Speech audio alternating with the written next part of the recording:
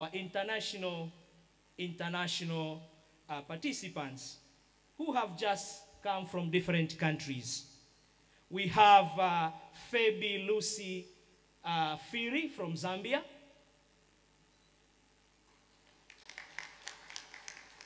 Zulu Natalia from Zambia. Mumbere Malonga from DRC. Petrona Masha from Jamaica. Dr. Joyce Kinyue from Kenya.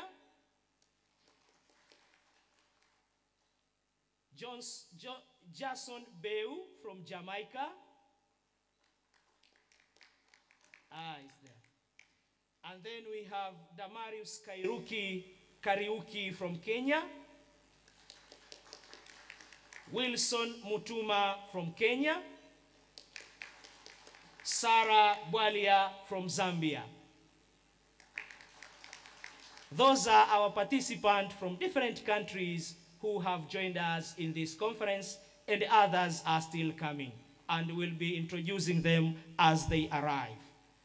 Let me also take this opportunity to introduce to you members from Tanzania, and we have members from Tanzania mainland, as well as Tanzania Zanzibar. Let me start with those from Zanzibar. Can you rise?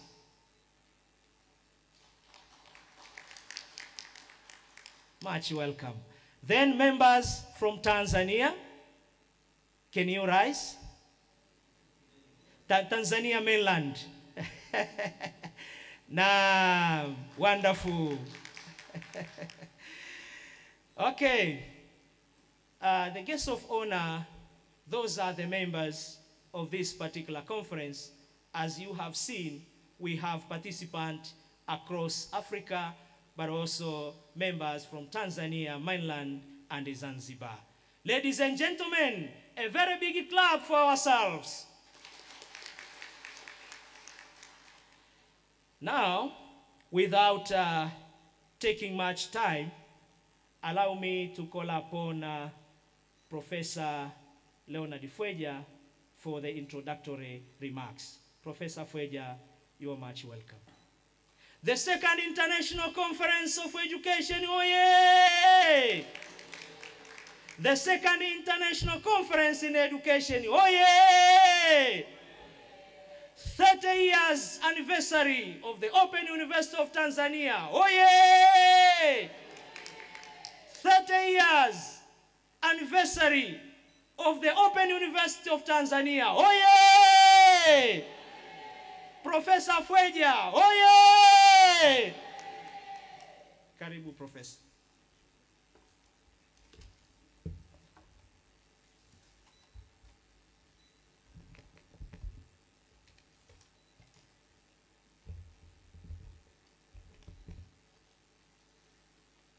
Good morning. Honorable Dr. Wilson Mahela, the Deputy Permanent Secretary, the Ministry of Education, Science and Technology, Professor Elifas Bisanda, the Vice Chancellor of the Open University of Tanzania, Professor Josia Katani, the Deputy Vice Chancellor, Planning, Finance and Administration of the Open University of Tanzania, Dr. Teresia Shavega, the Dean Faculty of Education, other deans and the directors of the Open University of Tanzania, the keynote speakers, Dr. Davia, Dr. Florence, Dr. Komba, and Professor Truji, including the keynote speaker, Professor Bisanda, the Secretariat of the conference organizing team, and all participants protocol observed. So, dear ladies and gentlemen, esteemed guests and participants, it is both an honor and a privilege to welcome you to the second International Conference in Education organized by the Open University of Tanzania through the Faculty of Education. This year's conference, running from today to the 18th of this month at the esteemed Mwalimu Julius Nyerere Leadership School in Kibaha, centers around the vital theme that is promoting basic education and sustainable development. First and foremost, I would like to extend our deeper gratitude to our esteemed guest of honor, Dr. Mahela, who is representing the Minister of Education, Professor Adolf Mkenda. Your presence underscores the government's commitment to advancing education as a cornerstone for sustainable development, highlighting the crucial role of education policy in shaping the future. I would also like to recognize the leadership of Professor Elfas Bisanda, the Vice Chancellor of the Open University of Tanzania, whose vision and dedication have paved the way for this significant gathering. We are equally honored to have Professor Josia Katani, the Deputy Vice Chancellor, Planning, Finance, and Administration, with us today, whose support is instrumental in our education endeavors. Dear ladies and gentlemen, a special acknowledgement goes to Dr. Teresia Shavega, Dean of the Faculty of Education of the Open University of Tanzania, faculty members, and to all the other participants. Your collective expertise and commitment to educational excellence are vital on our discussion over the few days from today. This convergence of educators, researchers, policymakers, and advocates from around the globe is so crucial.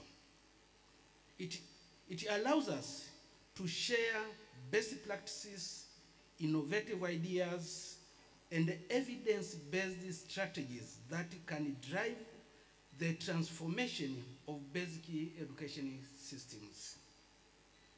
The challenges we face in achieving sustainable development are complex and multifaceted, and only through collaboration we can identify effective solutions. As we gather to explore this theme, let us remember that promoting basic education is not just an academic pursuit, but it is a fundamental human right that lays the groundwork for equality, economic growth, environmental stewardship. Education, as we know, it does empowers individuals, uplifts communities, and fosters a culture of sustainability that benefits us all. Dear ladies and gentlemen, I would also like to thank the conference secretariat and the organizing team whose hard work and dedication have made this event possible, and that's why we are here today. Your efforts in coordinating this conference reflects your unwavering commitment to the advancement of education. As we embark on this journey of knowledge sharing and collaboration, let us remain focused on our theme and work together to forge pathways for a brighter education future. Thank you, and let us participate effectively as the conference commences. You are most welcome, and thank you altogether.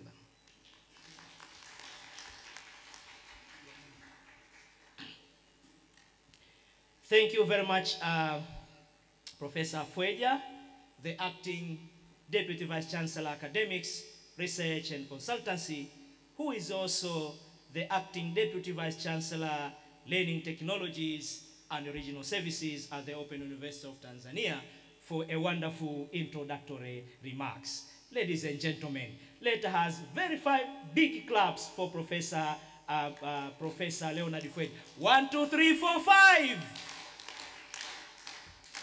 Thank you very much. As I was introducing members, I first of all introduced the high table, but they were not raising hands, so that some members has asked me to repeat that to introduce the high table. Let me start by introducing, the guest of honor will be introduced by the Vice Chancellor while he will be welcoming him for his speech. Let me start by the Vice Chancellor. The Vice Chancellor, Professor Eliphas Tozo Bisanda,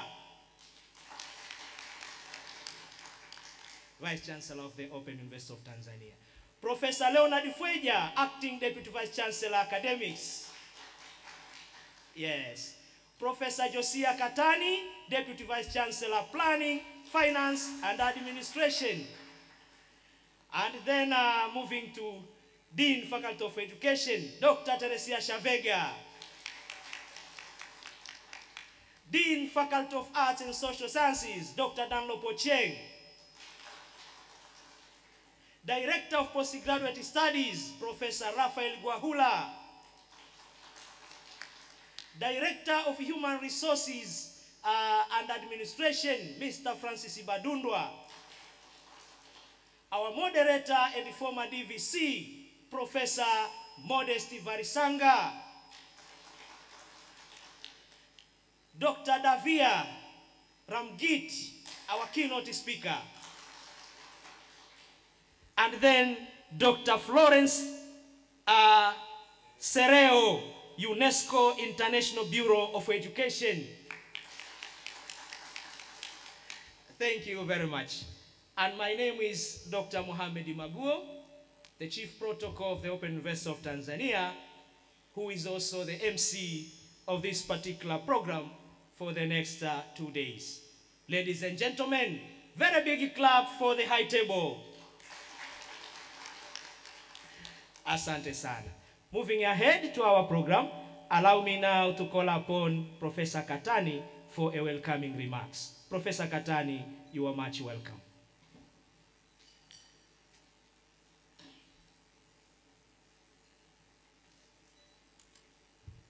Okay, thank you. I've been given an opportunity to give the welcoming remarks. Let me start with the guest of honor, Dr. Wilson Mahela, Deputy Permanent Secretary, Minister of Education, but also representing the Minister for Education, Professor Adolfo Mkenda, the Vice Chancellor of the Open University, Professor Eliphas Bisanda, Deputy Vice Chancellor Learning Technologies and the Regional Services, Professor Leonard Fueja, also representing the DVC Academic Research and Consultants, the Dean Faculty of Education, Dr. Teresia Shavega, Deans, Directors, and the Head of Departments and Units of the Open University who are here today, keynote speakers, professors who are around here, researchers, organizing committee, representative from the media, ladies and gentlemen, good morning. Habari za asubuhi. Yeah, it is my great honor and a privilege to welcome you all to the International Conference on Education, organized by the Faculty of Education of the Open University of Tanzania.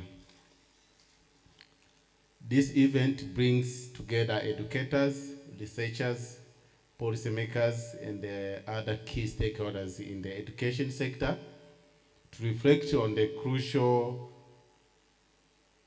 theme of promoting basic education for sustainable development. At a time when the world is dealing with the pressing challenges such as climate change, social inequality and economic instability, the role of education, particularly basic science, has never been more critical. Our shared vision for a sustainable future relies heavily on an inclusive, high quality and relevant education system that empowers all individuals with the skills, knowledge, and the values they need to contribute meaningful to their communities and the world at large. Guests of honor, the theme of this year's conference underscores the urgency of aligning educational goals with sustainable development objectives. Over the next 3 days, we have the opportunity to engage with innovative ideas, research findings, and the best practices from around the globe. These discussions will not only inspires, but also equip us with new strategies for promoting equity, lifelong learning, and environmental stewardship through education. I would like to extend my heartfelt gratitude to the guests of honor, the organizing committee, our esteemed keynote speakers, presenters, session chairpersons, and the participants for invaluable contribution to making this conference possible. Special thanks go to the management of the Open University of Tanzania for sponsoring this international conference and also other support from our partners. To all our participants, I encourage you to take full advantage of the rich dialogue and the networking opportunities that this conference offers with the participants from 10 countries, like we have already mentioned, and the 41 institutions. Let us use this platform to foster collaboration, exchange ideas, and drive forward the agenda of education for sustainable development. Once again, welcome to the University of Tanzania. We're excited about the conversation and the outcome that will emerge from this conference. I wish all productive and inspiring time as we work together to shape the future of education in service of more just and sustainable world. Asanteni sana kwa kunisikiliza na karibuni sana. Thank you very much, Professor Katani, for a wonderful welcoming remarks. Ladies and gentlemen, a round of applause for Professor Katani. 3 big claps for Professor Katani. 1, 2, 3. Good. The guests of honor, the Vice Chancellor, and dear participant, it is now my pleasure to welcome Professor Eliphas Tozo Bisanda to say a word or two, and then welcome the guest of honor for his speech. Professor Bisanda, the floor is now yours. Professor Bisanda, oye! Professor Bisanda, safi! Thank you.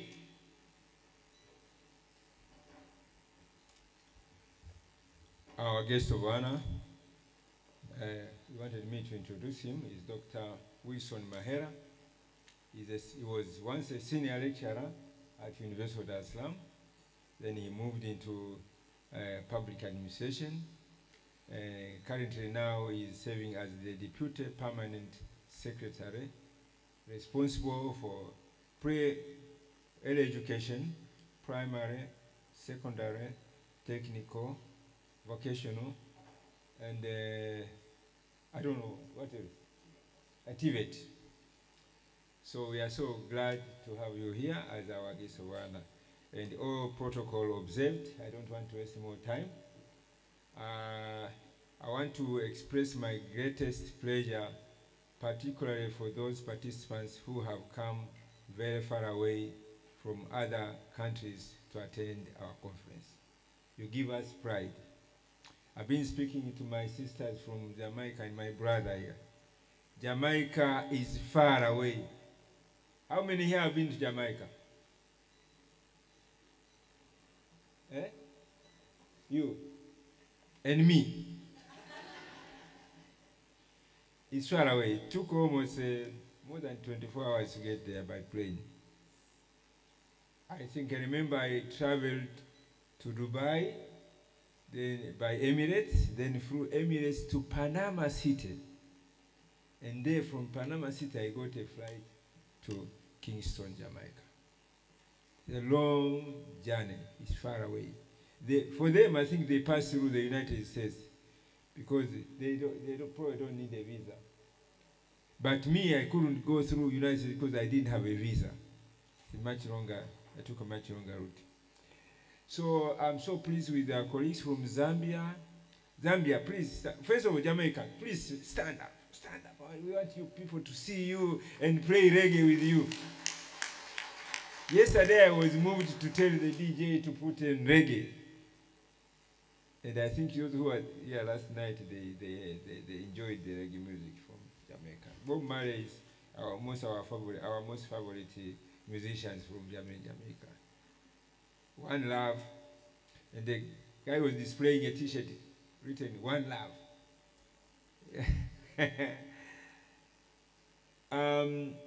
We have visitors from Zambia. Please stand up so we can see you. Zambia. Wow. Very welcome to Tanzania. Zambia is our closest neighbor.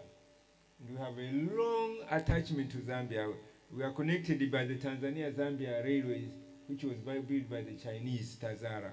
So, Zambia, karibu sana. Then we have colleagues from Kenya, another very close neighbor. When you meet a Kenyan, Switzerland, Dr. Serel.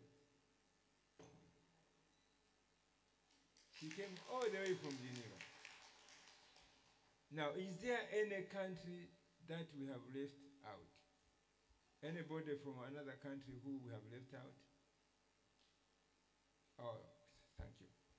And of course, our colleagues from Tanzania, Zanzibar, my sister there, and my brother. We are pleased to have you here. And I'm sure from within Tanzania, most of the academic staff from various universities. We have people from University of Dodoma. We have University of Dodoma, UDOM. Yes. Yes. We have some from University of Dar es Salaam. Any from University of Dar es Salaam?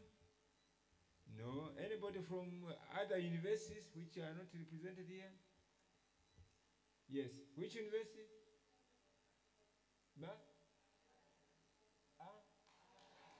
Aga Khan, yeah, the Aga Khan, yes. They are very strong education department. Karibu sana from Aga Khan. Anybody else? From other institutions? Not from the university? Okay, yeah. Where are you from? What? St. Augustine, South, yeah, that's one of the biggest private universities around. So, we are so pleased to have all of you, and of course my colleagues from the Open University. I want to thank the Faculty of Education and Teresia Shavega for having organized this second international conference. I know there is a team that has been working around with her, and I want to commend you. Without wasting more time, it is really my greatest pleasure to now welcome the guest of honor, who is Professor Dr. Mahera, representing the Minister of Education, to give his opening, to give him his opening address to inaugurate this conference. Karibu sana, Professor. Can we raise? Yes. Let us have big claps. Changanyiko tu pa.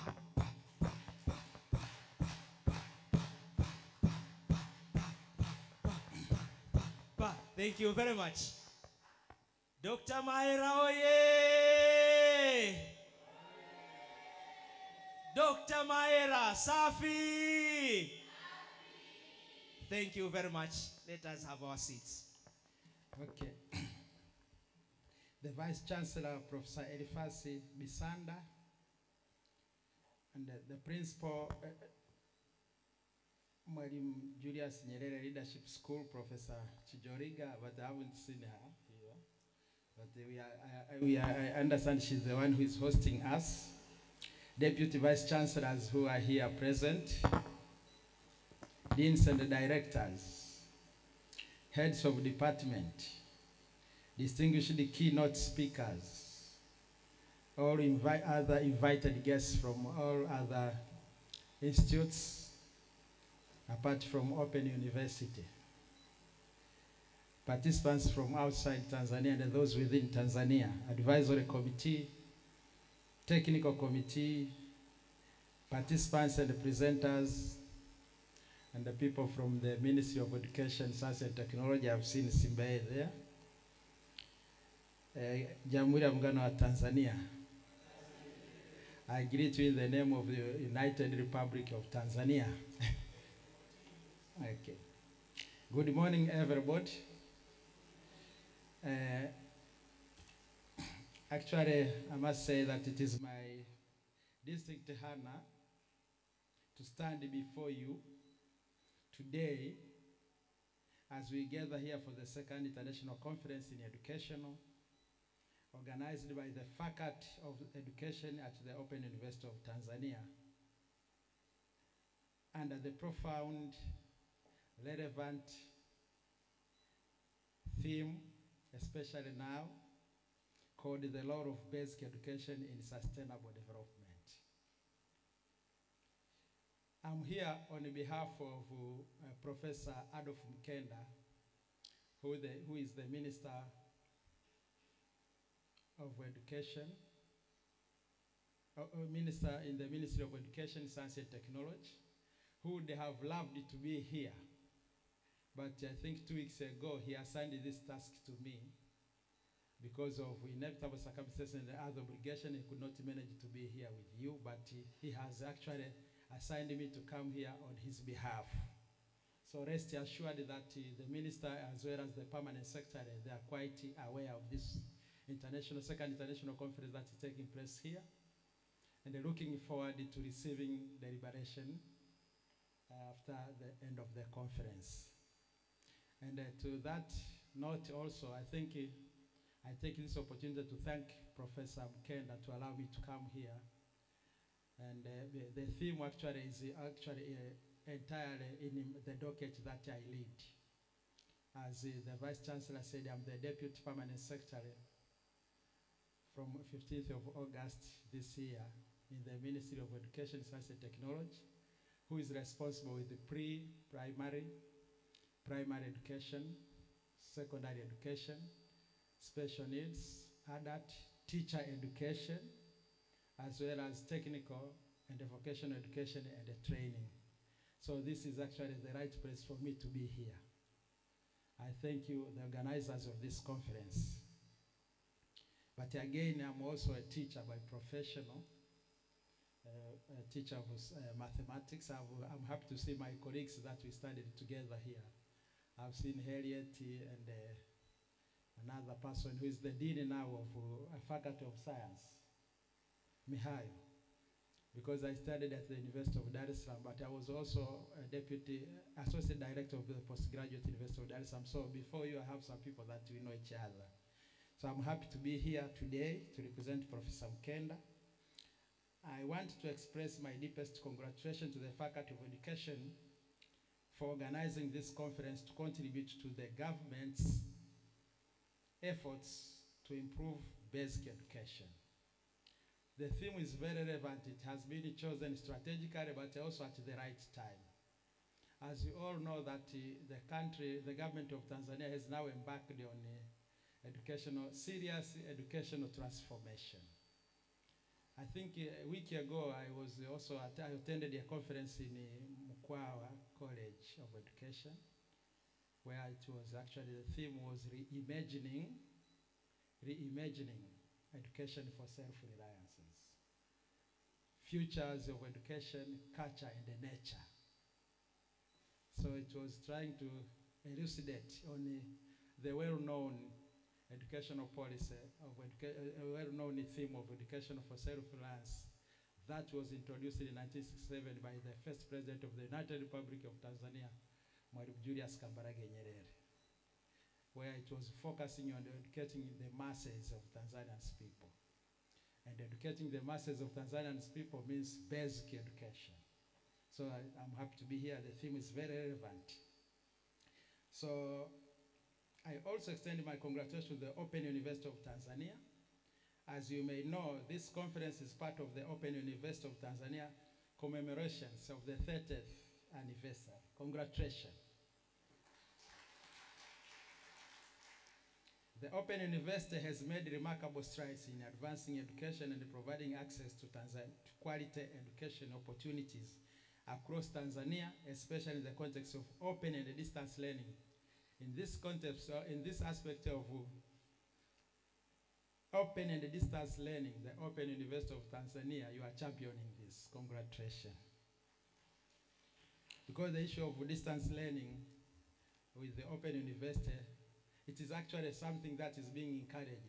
So you have actually leveraged on the use of digitalizations in making sure that Tanzanians get access, equitable and quality education, not only in Tanzania, but also outside Tanzania.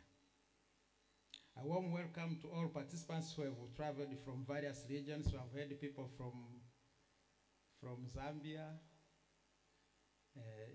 from DRC, from Jamaica, our friends here in Kenya, our Tanzanians people from, Zanzibar, and Geneva. I was in Geneva May this year, where I went to attend the Assembly for Health, World Health Assembly. That was my second time to be there. But UNESCO is actually our major stakeholder in education. They have been financing various educational issues. So you are most welcome. And again, welcome to all participants who have, your presence here today is a testament of improving educational systems, particularly basic education as a cornerstone for sustainable development. At this moment, I would like to extend my sincere gratitude to the 6th phase government of the United Republic of Tanzania, led by Her Excellency, Dr. Samia Suluhu Hassan, who is seriously transforming socio-economic lives of Tanzanian people by tremendous support in the health sector and educational sector, but also other sectors. Her Excellency has placed the highest importance of basic education by promoting equity and the quality of education in all regions of the country. When she came to power in 2021, then the date of 22nd April 2021, she directed the Ministry of Education, Science and Technology to revise the existing educational policy as well as the curriculum, so that those who are going to graduate from educational system in Tanzania be able to gain competencies, skills, knowledge that will enable them contributing to the changing of socio-economic situation in Tanzania. Because she thought that the educational system that we have, the policies that is there, and the curriculum that is there was not properly implemented. Whereby most people who graduate from educational system at all levels were not, some of them, able to be able to survive in the society. So then she directed the Ministry of Education, Science and Technology to revise the policy and the curriculum. So the Minister for Education, Professor Adolf Mkenda, formulated a committee of 15 people to try and revise the educational policy of version 2014. And now we have an educational and a training policy of 2023, where it focused on 5 major issues. One of the key major issues was the issue of quality. that, you know, those who are going to, the education, the teaching and learning materials or teaching and learning process should make sure that the graduates are of highest quality. The second issue was the compulsory education became, basic education became 10 years compulsory. It was 7 years, but now the basic education in Tanzania compulsory 10 years. 6 years of primary and 4 years of secondary. So when we talk about basic education now, it means standard grade 1 to grade 6, and then they will go to grade Form 1 to Form 4. So those who are in standard 1 now, and those who are in standard 3, they are now implementing the new policy. They will end up to standard 6.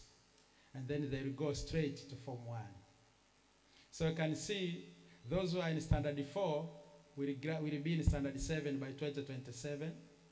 And those who are in grade 3 will be in standard 6 by 2027. So by 2028, we are going to have a double cohort of those who will join Form 1. Another issue was the issue of engagement, that the educational system now should not only be entirely delivered by the government, but also private, but issues of involvement of parents. I'm happy to see that we have topics here, you know, issues of parental involvement in early childhood education. And the issues, so that delivering of education system now should be partnership. You know, we have the government delivering, private sector delivering, but parents should be involved. So another key issue was the issue of vocationalization. So we now introduced in a basic education, we have the general stream and we have also the vocational stream. So now secondary education also is going to, some of them are going to make sure that they also deliver vocational education. But again, the issue of focusing more of VETAs, these vocational training centers. And so you can see when you go to, the curriculum has been already developed. So the purpose of that curriculum is to make sure that those who graduate, and the emphasis was put on the history and the ethics, but on the issues of technology and the issues of skills of those who are going to graduate, so that they are able to acquire skills that will enable them not to employ probably themselves or to master their environment. So this topic has come at the right time. I hope after the end of this conference, the proceedings that are going to come out, and actually I'm going to go with that abstract book because I'm responsible with this one, looking forward to reading some of the abstracts and see how we can leverage them to make sure that we improve. So all that you are doing now here is in line with the educational policy, especially version 2023, but you are supporting the government's effort to making sure that basic education that is provided is of highest quality, but many people are going to have high access and it is going to be equitable. I have been discussing with the Vice Chancellor that you, Open University, you champion in these issues of leveraging ICT in delivering education. So I think we have a shortage of teachers for technical and science teachers. So Open University, if we can leverage the use of ICT to make sure that you have those competent teachers, you know, delivering using digital, so that those who are outside the place where we don't have qualified teachers are also going to get the same material. So the government of Tanzania, through the Ministry of Education, Science and Technology, has undertaken significant steps in transforming basic education, as I have explained. We are at the pivotal moment of implementing a revised educational policy and a revised basic education curriculum, emphasizing vocational skills. The revision has already been done. The implementation has started. And the Form 5 have started with the vocational also stream. We are also training teachers to be able to teach vocational subjects. So the implementation is going on the issue of vocational. So well known as Elimu ya Amali. This curriculum reform acknowledges the necessity of equipping our students with the practical, life-ready skills that will enable them to thrive in evolving demands of the modern world. Here, I attended the conference at Muse, where I met a keynote speaker, renowned Professor Ishum. He explained it very well, that for 55 years, the government of Tanzania have been struggling to implement education for self-reliance. But we have not achieved that one as it was supposed to be because of lack of a clear policy. And now, it was not supported by the curriculum. But now, he said, Dr. Samia Suluhu Hassan directed the Ministry of Education to revise the curriculum. Now you see the curriculum is having two streams, the general and the vocation. So he said the new curriculum now, the revised curriculum now is ready to implement, to make sure that it is going to contribute toward implementing or attaining some of education for self-reliance objectives. So you see.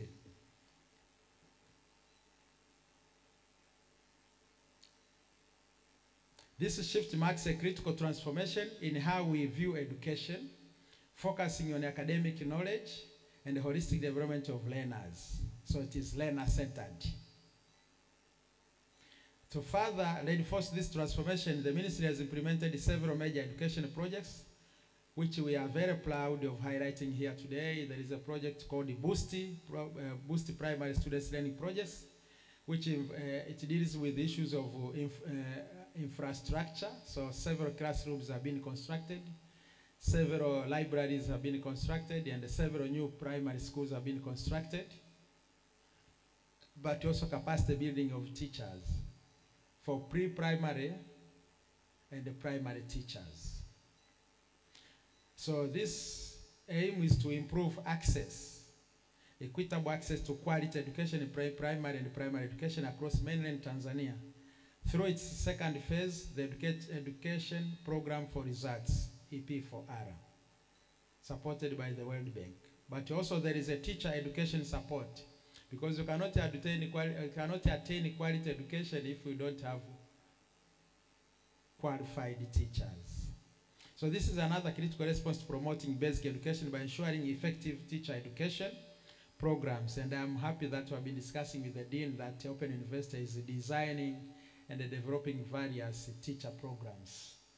So the teacher education, the Shure Bora project, which is also aiming at making sure that you get high quality primary education, is designed to support the government in improving the quality and inclusiveness and the safety of learning for all girls and boys in government schools. The secondary education quality improvement project called the SEQUIP. This is responsible with the construction of various classrooms. New secondary schools are being built. For example, 29 technical schools are being built now, ready for next year. And we have girls' secondary schools in each region. All these are efforts that are being done by the Sixth Phase government under Her Excellency Dr. Samia Suluhu Hassan, the President of the United Republic of Tanzania. But we also have a GPE teacher support program responsible for capacity building of teachers. So I'm proud on behalf of the ministry to announce that more than 40 schools across 22 regions have started to teach vocational skills subjects in the general schools. Almost now as I'm speaking, about 4,000 students are taking vocational subjects in secondary schools, private and the government. These subjects will help our youth acquire practical skills, hence education for self-reliance, in trades and vocation, which are crucial for the national development and addressing unemployment, because they can employ themselves. And those who are going to be employed, then they have the skills that are required by the industry or by the market. Moreover, I'm happy to inform you that school quality assurance framework revision has already been completed, and I can see the Director of Quality Assurance from the Ministry of Education is here. The framework is essential in supporting the changes brought about by the new curriculum, as I mentioned earlier, in educational policy. It will ensure that the standards we set for our schools align with improving all learners' educational quality. As I mentioned, that one key issue in the new policy is quality. So, ladies and gentlemen, through this gathering, I wish to underscore the crucial role that basic education plays in shaping the future of a nation. So when we talk now about basic education, it means standard 6 plus 4. That is compulsory, but there is a 1 year which is not yet compulsory, it's for pre-education. So in the near future, compulsory is going to be 11. Pre, 1, then 6 plus 4, that will be 11. But currently, the one that is compulsory is 6 plus 4.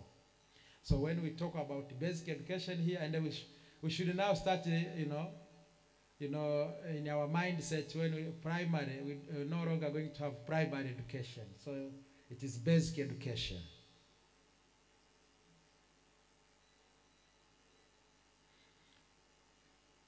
Basic education is the cornerstone of higher education and sustainable development in our country.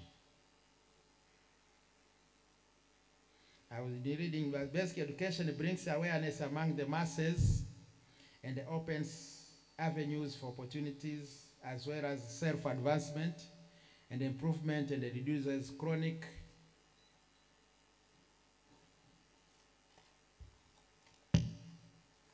intergenerational poverty. Because education is the most efficient weapon to combat poverty. So the basic education in Tanzania, we have a well-known program called MAM, Malezi, Makuzi na Maendeleo ya Awali ya Mtoto. Mnaijua program jumuishi. So at the age of 0 to 8, that's where human development is very, very rapid, especially brain. It is that time whereby someone's personality is being developed. So it is very, very relevant to make sure that they get good health, they eat good food, nutritious food, and so as to avoid the stunting rate. The stunting rate is being measured between at the age of 0 under 5. So at that time, we need to make sure that the student studies in an environment that makes them to be very creative, very charming, to be able to maximize their potentiality. So the basic education is very, very relevant. If you want to be a good engineer, good lawyers, if you miss good basic education, they say investment after 8 years, the return is very low. But investment before 8 years in children, the investment, the return is going to be very high.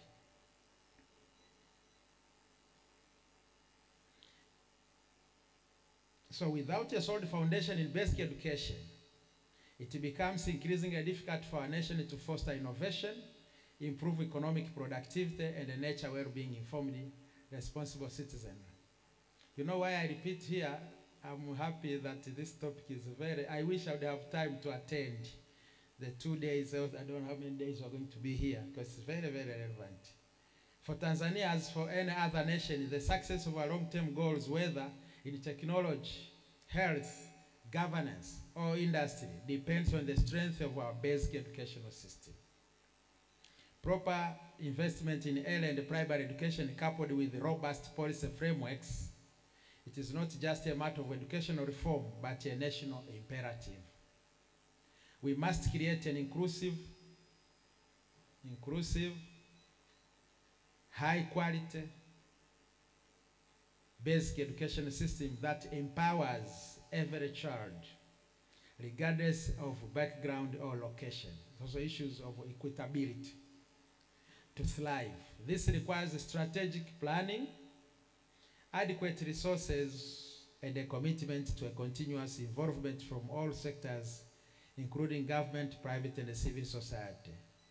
In particular, it requires political willingness. And for this one in Tanzania, we have it. If we neglect this responsibility, we risk not only the future of children, but also collective potential of Tanzania. Education is the fuel that drives national progress. And the basic education is the engine as its core. Let us therefore seize this opportunity to reaffirm our dedication to strengthening this critical foundation for the betterment of our country and its citizens. They say science, technology, and innovation are the drivers of social economic transformation.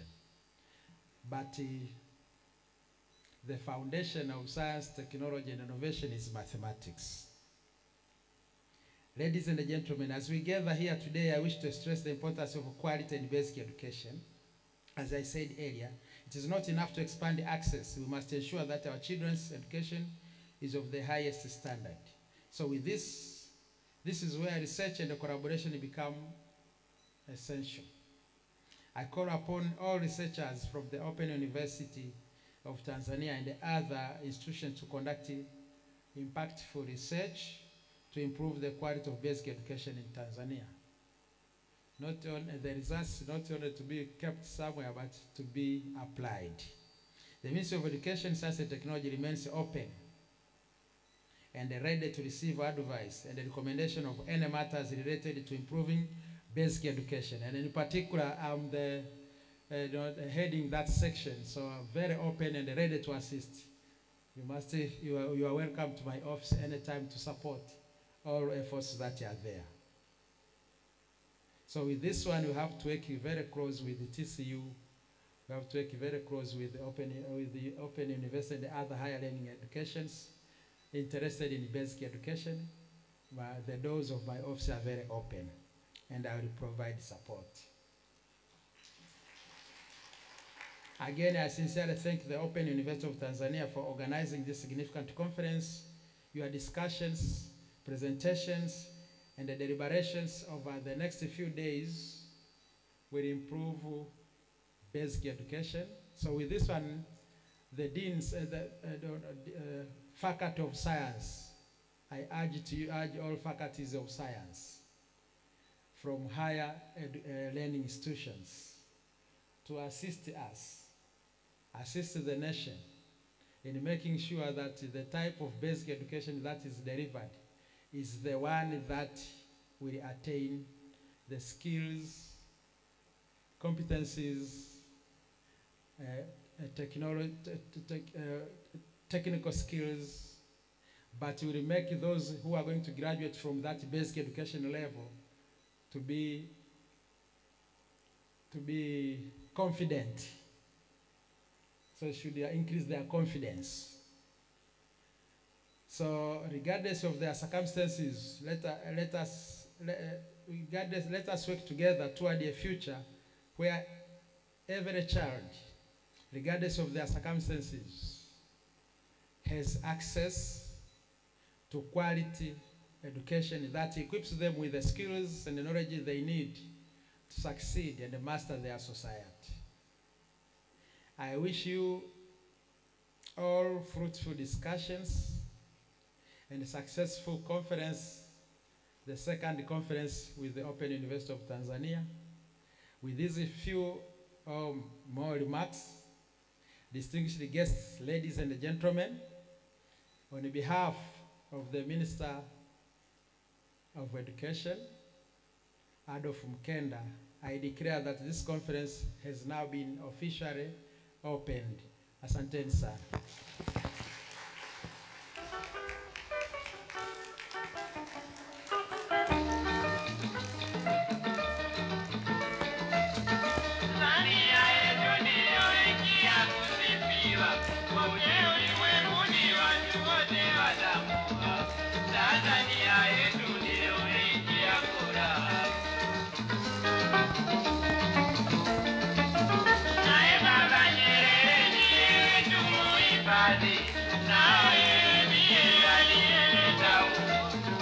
Tanzania yetu Thank you very much. Thank you very much, Dr. Mahera, for a wonderful speech. Ladies and gentlemen, 5 big claps for Dr. Mahera. Thank you very much. Dr. Mahera ni mtaalamu wa hesabu. Is a mathematics expert from the from the University of Dar es Salaam. So is a lecturer, senior lecturer at the University of Dar es Salaam, but currently working at the ministry as the Deputy Permanent Secretary, Ministry of Education, Science and Technology. 3 more big claps for Dr. Mahera. Karibu sana katibu, daktari wa hesabu. Ni bingwa mtabibu kwa ugonjwa wa hesabu. Hotuba kaihutubu, kongamano mujarabu. Hoja nyingi litajibu, promoting basic education for sustainable development. Dr. Mahera oye! Jamani nda mafiga yametimia. Tuseme tena, jamani nda mafiga yametimia. Mkuu wetu ni Pinda, huriacha Tanzania. Makamu wake Bisanda, wengi twamfurahia. Waziri wetu Mkenda, elimu ya Tanzania. Jamani nda mafiga yametimia. Asante sana.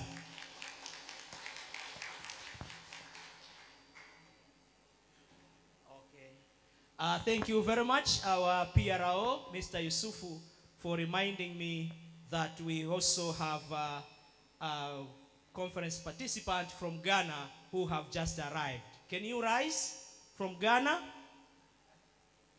Is ni Ghana wa?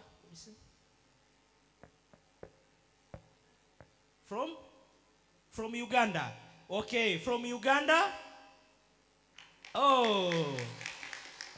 Karibu sana. Karibuni sana from Uganda. Okay, ladies and gentlemen, as we are happy now, the conference has been officially opened.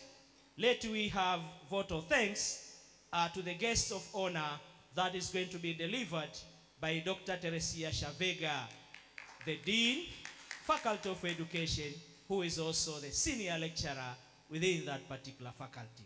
Dr. Shavega, karibu sana. Asante sana. Thank you, MC. Dear guest of honor, Dr. Mahera, Deputy Permanent Secretary, Minister of Education, Science and Technology. On behalf of all attendees, I would like to extend our heartfelt thanks to you for being part of this important conference on basic education for sustainable development.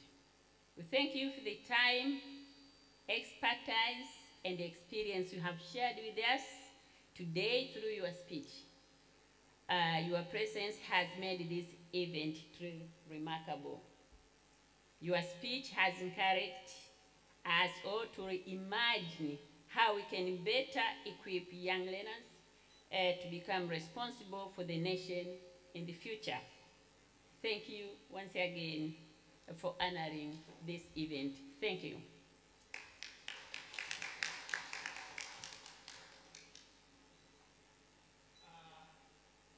Thank you, Dean, Dr. Shavega, for your vote of thanks. Asante sana. Ladies and gentlemen, let us 3 big claps for Shavega. 1, 2, 3. Asante sana. We are now done with the opening ceremony, and we are going to have a group photo just outside, and our leaders will also be having an interview with the press people. So please, high table, can we get out so that we can have a group photo as well as interview with the media houses.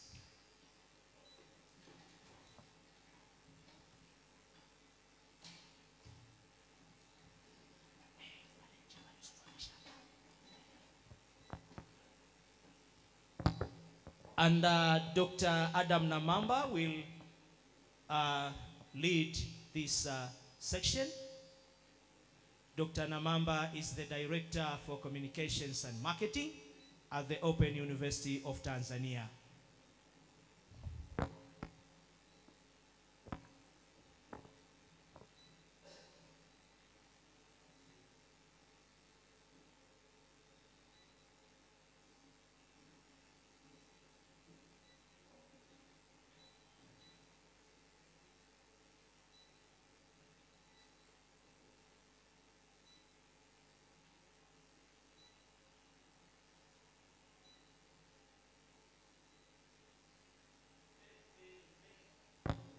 Thank you very much, Dr. Namamba, for that particular section, whereby we'll be having a group photo first, the high table, and the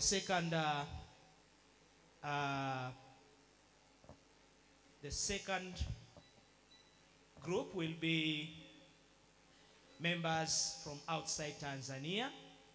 Conference members from outside Tanzania will be the second group to have a group photo with the high table.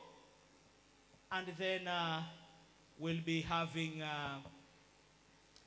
members from the Open University of Tanzania. We have management members here, deans and directors. That will be the third group photo. And then we'll have participants from Tanzania, mainland and Zanzibar, the fourth group photo, and the last one will be the secretariat. So in that order, please, members from outside Tanzania, can you please join the high table for the group photo? Members from outside Tanzania, can you please? Yes, members from outside Tanzania are coming. Dr. Maulana is there. Yes. Hey, karibuni.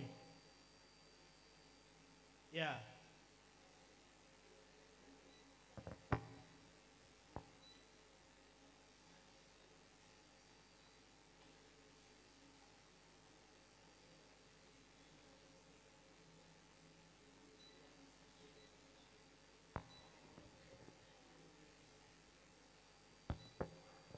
Thank you. Deans and directors, please. Deans and directors, heads of departments who are here, please. Yes, deans and directors. Yes. Okay. Chap chap jamani, eh? Deans and directors, heads of departments, please. Let's go for a group photo. Members from Tanzania, conference members from Tanzania, both Zanzibar and mainland, please, let's go for a group photo.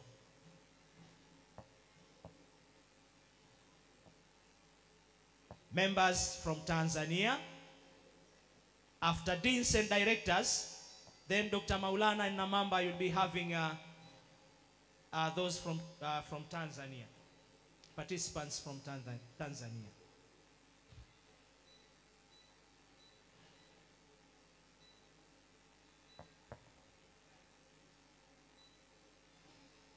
Yes.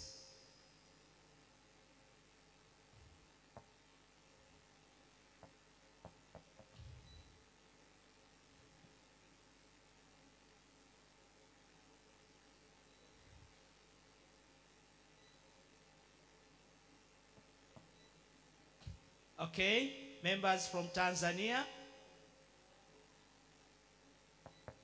Members from Tanzania. After that one will be the secretariat. Secretariat, please, tusogee pale. Pate picha. Secretariat tusogee. Wakitoka wale tunaingia sisi. Yes.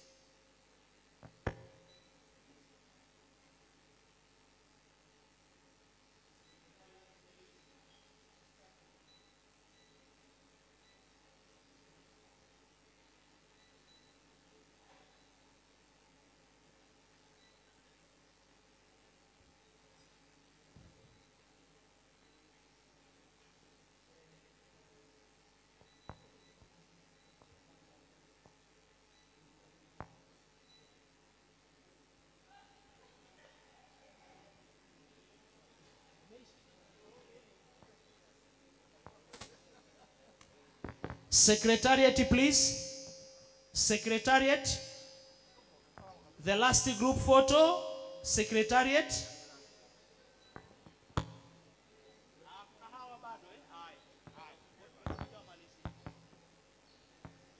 Okay.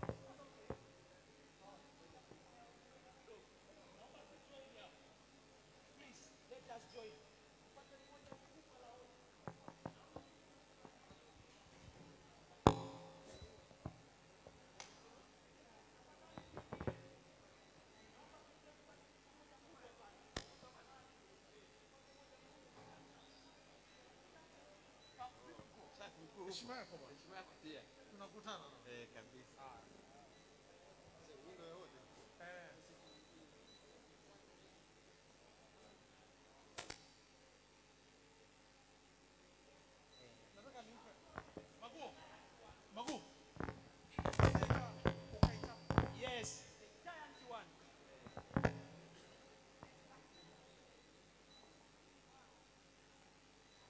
A giant one. Can you please? Can you go pale nyuma?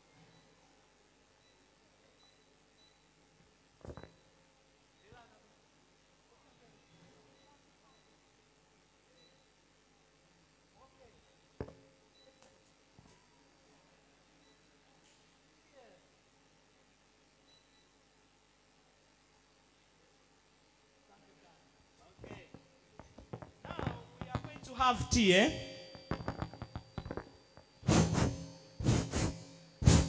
Hello, hello. Our leaders will be having a short interview with the media people, but the rest, let's go for tea, is already served. Yes, it's here. Okay, the tea is served in this. Yes.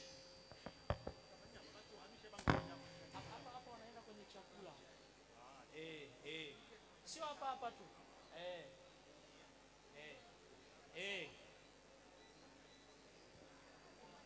Twendeni kwenye chai. Chai ni hapa.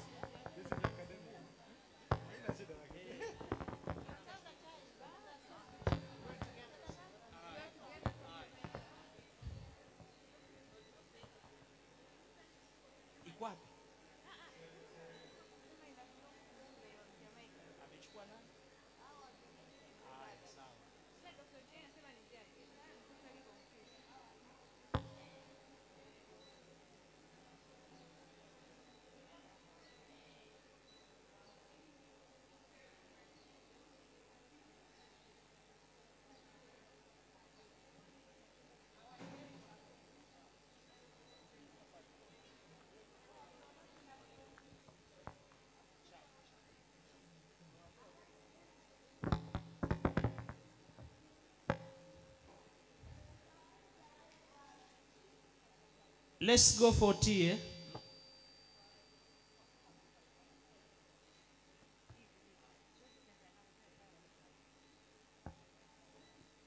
Let's go for tea. The tea is being served. So please, let's go for tea.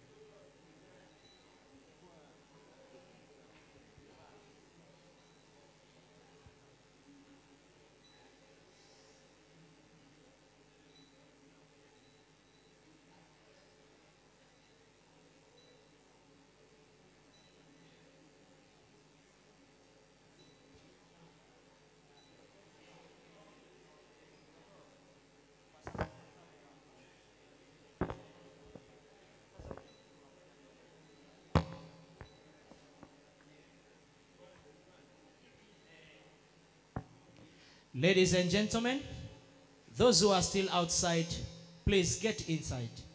We are going to start with the first keynote speaker. As we are lagging behind time, we are supposed to have all the 3 keynote speeches before lunch. So we are going to be supersonic, high speed, so that within these 3 to 2.5 to 3 hours, we will be done with all the 3 keynote speeches. Those who are outside, please get inside. We are about to start the program.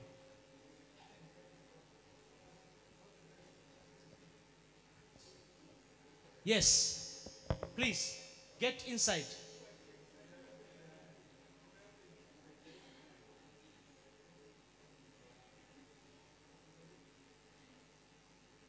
Safi. Good. Okay, ladies and gentlemen, we are now going to have the first keynote speech as it is indicated in the conference booklet. The first presenter or the first keynote speaker is Professor Eliphas Tozo Bisanda. May I take this opportunity to welcome Dr. Dunlop Ochieng, the moderator of this particular session. Dr. Dunlop Ochieng, the floor is now yours. A round up of applause for Dr. Ochieng. Good.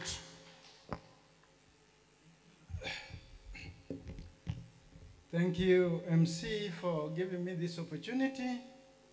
My name is Dr. Dunlop Ochieng, And I've been given only one task of introducing Professor Eliphas Bisanda, who is going to be a keynote speaker, actually the first keynote speaker in this conference. He's going to talk about 30 years of distance education, impact of the transformation to digital teaching and learning at OUT. Professor Eliphas Bisanda is the VC of the Open University of Tanzania and is a professor of mechanical engineering at OUT. Before becoming a professor, he studied at different levels of education, and I'm going to skip basic education. He did his first degree at the University of Dar es Salaam, then proceeded to master's degree at Cranfield University and Bath, where he obtained his PhD in mechanical engineering. That is academic channel. But in the frontier of leadership, Professor held different ranks, lower ranks at the University of Dar es Salaam, and then he proceeded to become DVC academic at the Open University of Regional Services, and become the DVC academic at the University of Dar es Salaam, at the Open University of Tanzania, before becoming a VC of the Open University. Professor has gathered a lot of experience to become what he has, what he is. He worked for a considerable time at the University of Dar es Salaam, and then went to work in Namibia at the Faculty of Engineering. He also worked at the Kigali Institute of Science, and he has published a lot. His favorite topic has been composite materials. His research has been focusing how to reuse bioproducts, agricultural bioproducts like sisal bioproducts, cashew nut bioproducts, coffee bioproducts, and so forth. Although he's an engineer, but of the recent, the professor has become a very key figure in the distance and open education. And this is reflected by being a member of different organizations and institutions that are dealing with open and distance education. We recognize that he is the board member of the Institute of Adult Education. He is also the board member of the African Council for Distance Education, representing African region. But he's also an executive member of the board of the Distance Education Association of the Southern Africa, the famous DEASA that we all know. But the professor is also chair of the UNESCO National Commission of Tanzania, in short, NATCOM. Again, he's a UNESCO chair for curriculum and teacher education at OUT. This is the man who is going to speak today with a lot of skills and experience in mechanical engineering, education, research, and administrations. With those few remarks, I welcome Professor to speak with you. Karibu sana.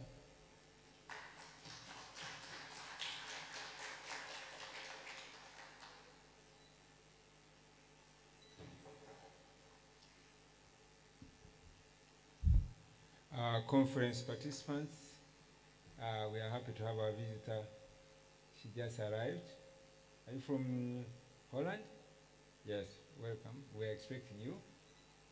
I'm so pleased to have this opportunity to present my presentation regarding 30 years of digital transformation at the Open University of Tanzania. The Open University of Tanzania was established by an Act of Parliament in 1992, Act of Parliament number 17 of 1992, but it started its operation in January 1994.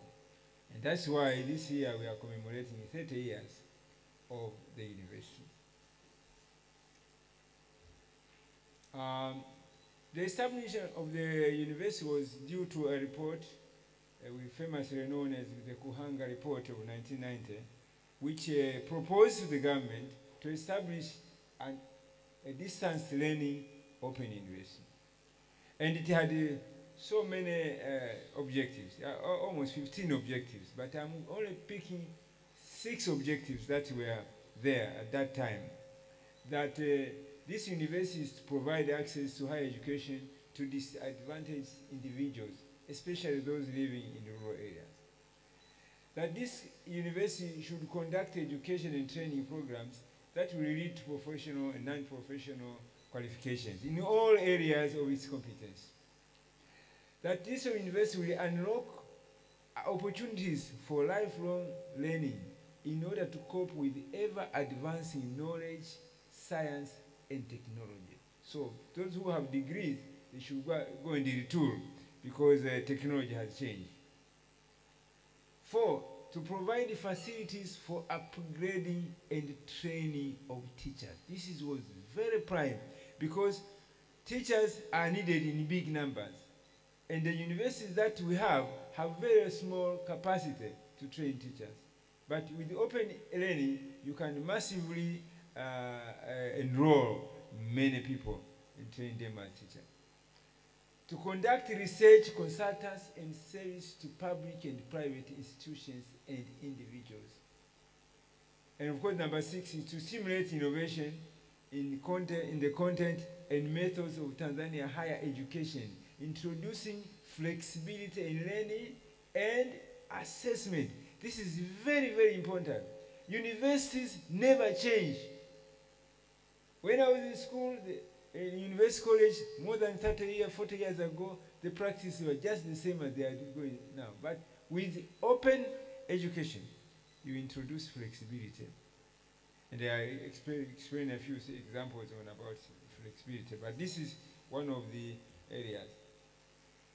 So I normally consider the present university to have evolved through 3 phases. The first phase was the establishment phase of this university from 1994 to 2004. And it's synonymous to the first Vice Chancellor, Professor Mari, who was Vice Chancellor during that period. That was establishment. And then the second phase was development phase, which I consider it as establishing the foundation of digital education from 2005 to 2014. And that again is the phase that was under the second Vice Chancellor, the late Professor Tori Mbwete. This is the phase. And then of course, the third phase, the current phase, is about consolidating OUT into a digital online university. And this is what we have been doing since 2015 to present.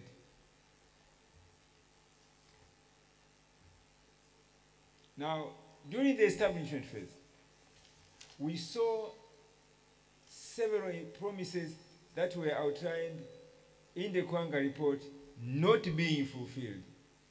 And this is where we start. The report, which forms the basis for the Parliament to act and establish a university, says that the university needed basic infrastructure for its head office. And they proposed that it would occupy buildings of the Correspondence Institute, which was later taken by the Institute of Adult Education. So Professor Mari, when he was hired, he stayed there for maybe a year or 2, and he was forced to evacuate. Because the Institute of Adult Education said, no, we don't need him here. He should find another place. But also the government promised, was actually told that it should donate some of its buildings in Dar es Salaam when it shifts its capital to Dodoma. And you know, more than 10 years ago when President Magufuli came to power, the government was forced to move to Dodoma. But up to this moment, no single building has been given to the Open University. It's in the Kuhanga report. But also, the Kuhanga report had suggested the government should establish a printing press for the university. Because at that time, we were dependent on printed materials for our students, but never, no press was ever established by Ghana. So how did we survive? Well, these were the core things. We have been surviving because of our innovating ideas, and so initially in the established phase, we rented premises at Tildo. This was a public institution which had buildings that we were not able, we did not need to use. Sorry, they had extra capacity in terms of buildings, so we used their buildings to establish university.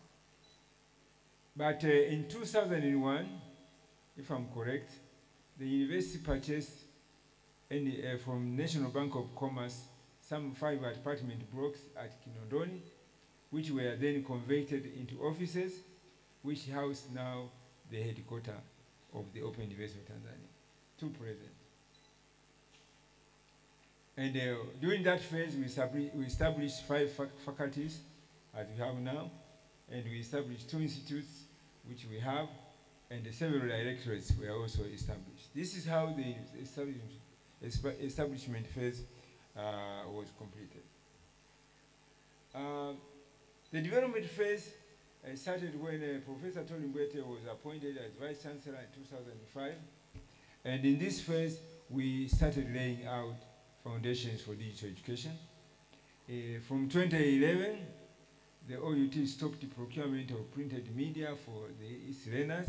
Instead, we started giving them CD-ROMs and later on flash drives that contained their learning content, instead of printing for them the books.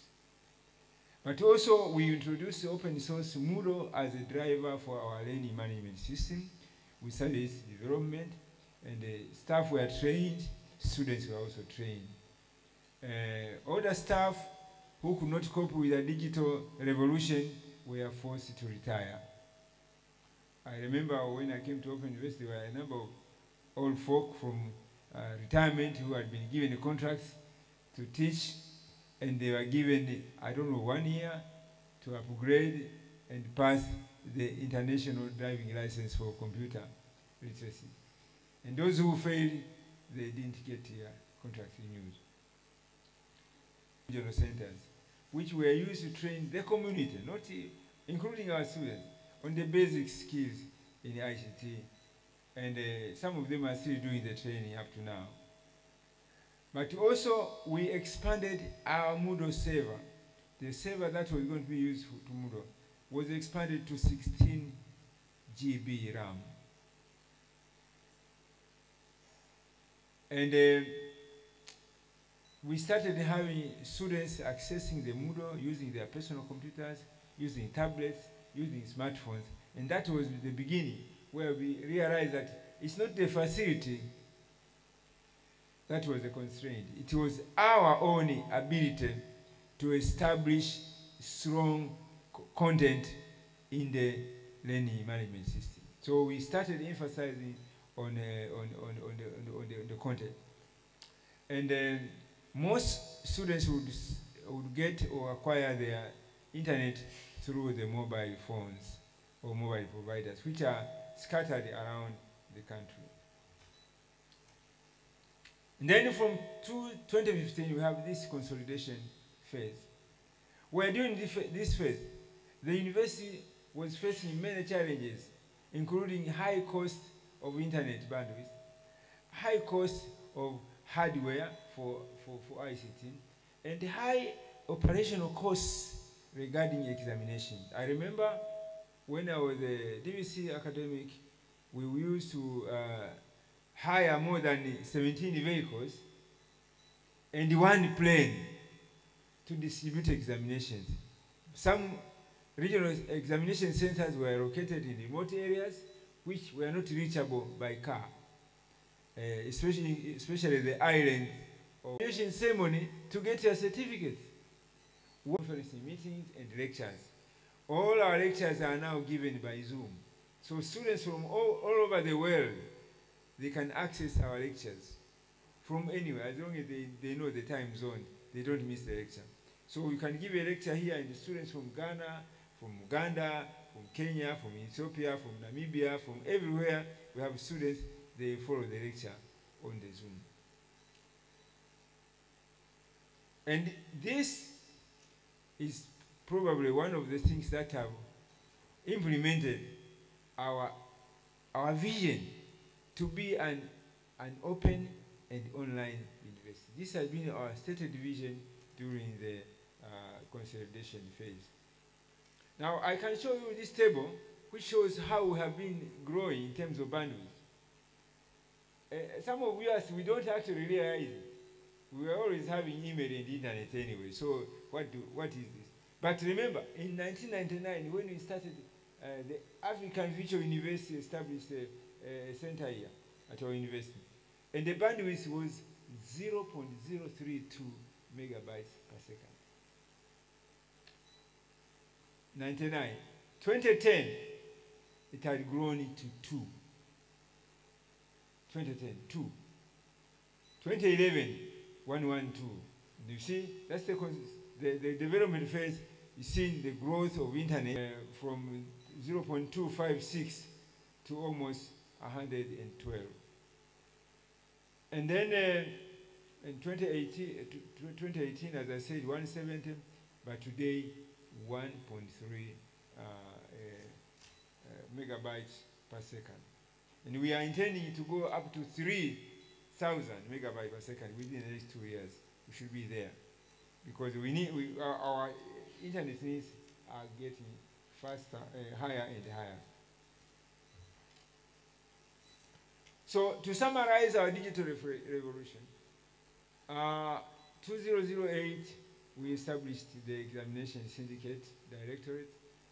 2010, we started using Turnitin in our Master of Law in IT, Information Telecommunications. And this was the only one program we are using Turnitin at that time. But in 2011, we stopped printing modules. We gave them CD-ROMs and flash drives. Again, in the same year, we established the file tracking systems to stop physical file movement in our offices. So we stopped physical file movement in 2012. You could travel to anywhere in the world and access the files from your office. In 2017, we started sending examination electronically, as I said earlier, and we established the ODEX system, On-Demand Examination. ODEX stands for On-Demand Examination. 2019, we started using Zoom for postgraduate seminars and oral presentations. That was long before the COVID-19. When the COVID-19 came, we were already there. That's why recently when I saw UDOM publicizing for the first time that they are listening to a video presentation of their PhD by Zoom, only 1 month ago, I was laughing, saying, we started in 2019.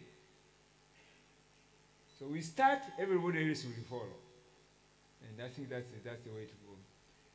In 2020, we consolidated the use of Zoom for teaching and for all our meetings. Most of our meetings we conduct by Zoom. You don't have to assemble in one place. That has reduced costs, but also improved the efficiency of our meetings.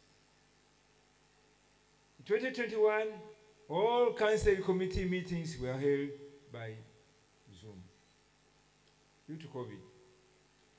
2023, we expanded our internet bandwidth from 515 to 1,300. Sorry, I have to go back.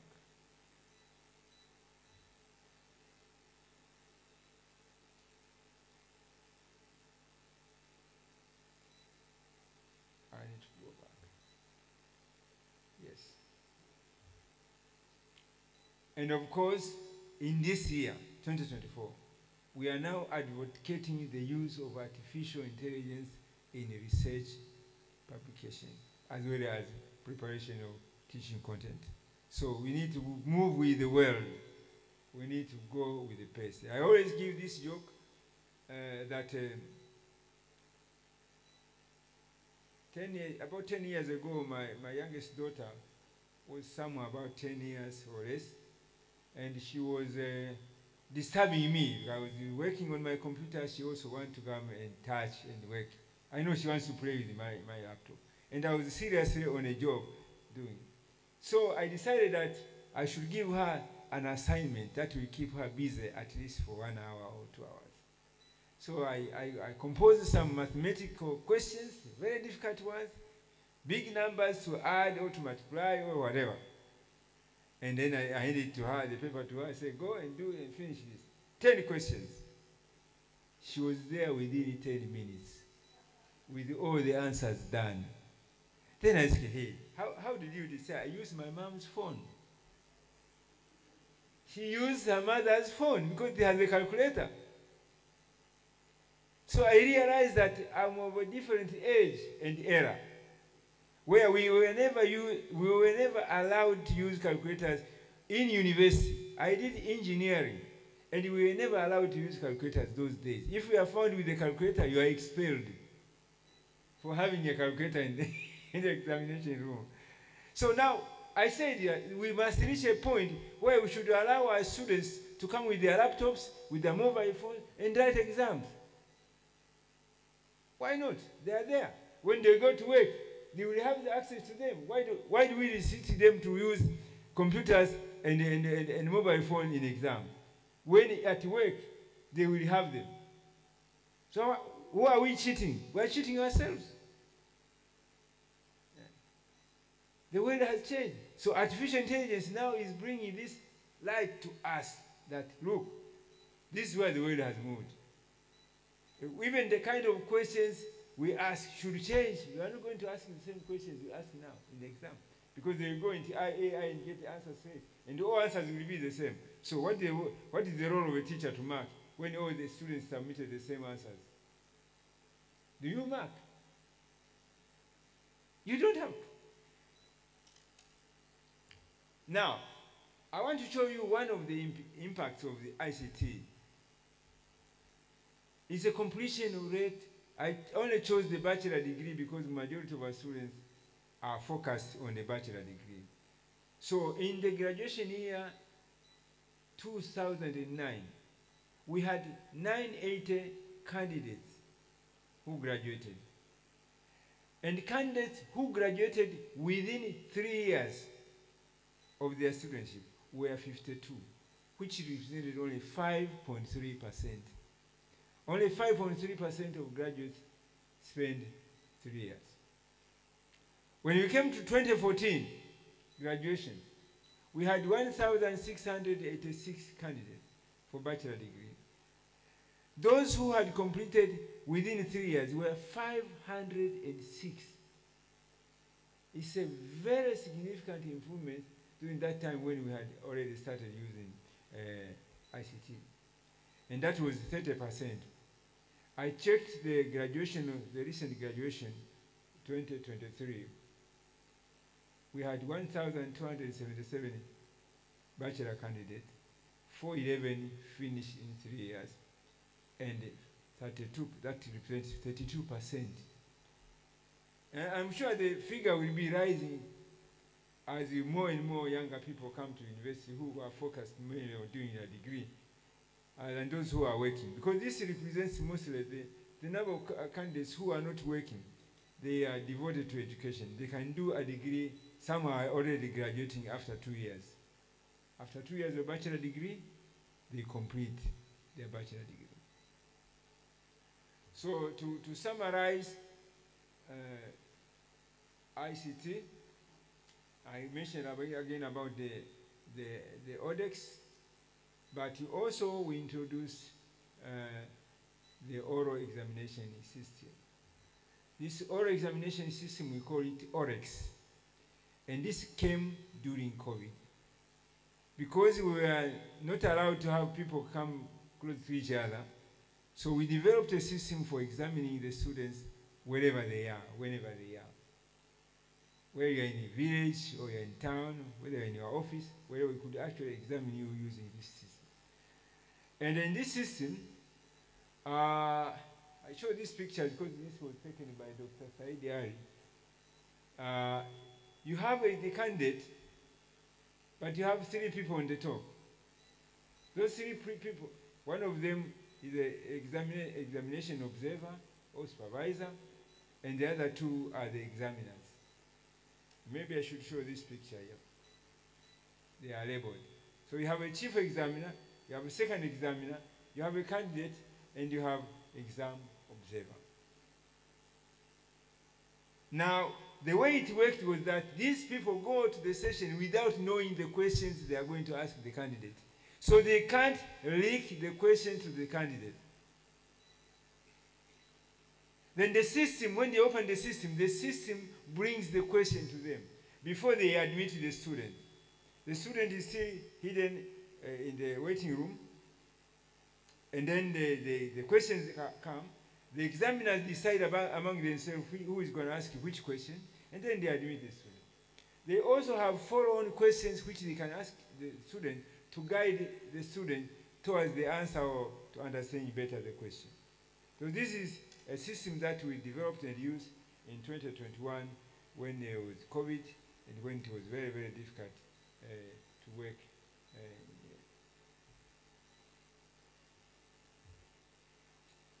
But also, as I said earlier, we have been using Zoom, Skype, and then Zoom for video conferencing presentation. I used to have 2 students I was supervising for PhD. They were all in Bear. And I never saw them until when they came to defend. Only when they came to defend their PhDs. I would communicate with them using Zoom, and we went on very well, very efficiently. So the impact of ICT in our innovation is that it has reduced our operational costs, especially printing, examinations, logistics, efficient handling of files, etc. But it also increased the number of graduating students because the graduation time was also shortened. It has reduced or shortened the study period. It has improved communication and contact with our students. It has reduced costs for students attending lectures by Zoom. It has also increased visibility of the university through its innovative approaches. And then we remember we didn't close during COVID-19. We continued to offer our programs while other universities and academic institutions were actually closed. The management functions have been made easier, like programs like file tracking, which allows managers to manage office files electronically from anywhere with minimum, with very minimum, with very, very minimum movement of physical filing. We are where we are now due to the hard work of our staff. All our staff have worked very hard, and we are moving towards completing our vision of becoming an open and online education. I don't know after that what will be our vision. We have to find a new vision that transforms into AI and other things as we move on, because that's where we are going. Probably our next vision will be having words like artificial intelligence and whatever. Meanwhile, I want to acknowledge my predecessors, Professor Mari, Geoffrey Mari, who was a Vice Chancellor from 1994 to 2000. But I also want to acknowledge the late Professor Tori Mbwete, who presided over the development phase and did a lot of work in transforming our university to where it is now, as he was the Vice Chancellor from 2005 to 2015. Thank you very much.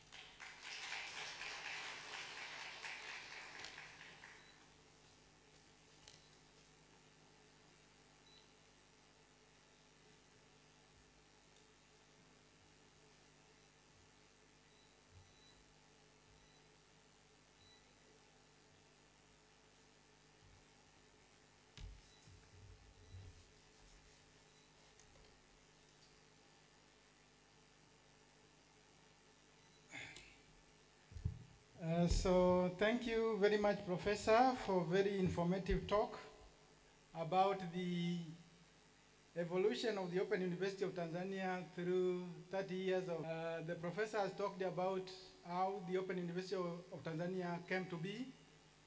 It was established to be inclusive, to address the need of the community of having people who are skilled at the level of university due to the limitation of the chances by that time. So he has talked about the phases of development and the challenges that we have encountered through those phases. But most importantly, he has said how we have been trying to be innovative to address the challenges that we come across and to live our goal of becoming flexible, providing education, inclusive institution, and affordable institution. So in this strive, we have been innovative in the sense that we have embraced the technology, evolving from a correspondence university to becoming a visual university, adopting technology like Tantin, file system management. Then we establish our own systems like OREX, which is the oral examination he has demonstrated, on-demand examination, which is very innovative, but even on-demand graduation. He also talked the impact of these innovations, talking about how these technologies and these adoptions have increased the number of graduates, which means the increase of the skills and expertise in the community, not only in Tanzania, but worldwide. But he has also talked about how this technology has helped us to be visible. We have published even more, and we can put our publication online for everyone to see. But the operational costs, he narrated how we used to send our examination and what we are doing today. So it's a total revolution. But very thankful he acknowledged the effort of the founders. With those few remarks, can we have questions and comments to Professor's presentation? 3 questions? Yes, or comments? Yes. Yes. Yes, Doc.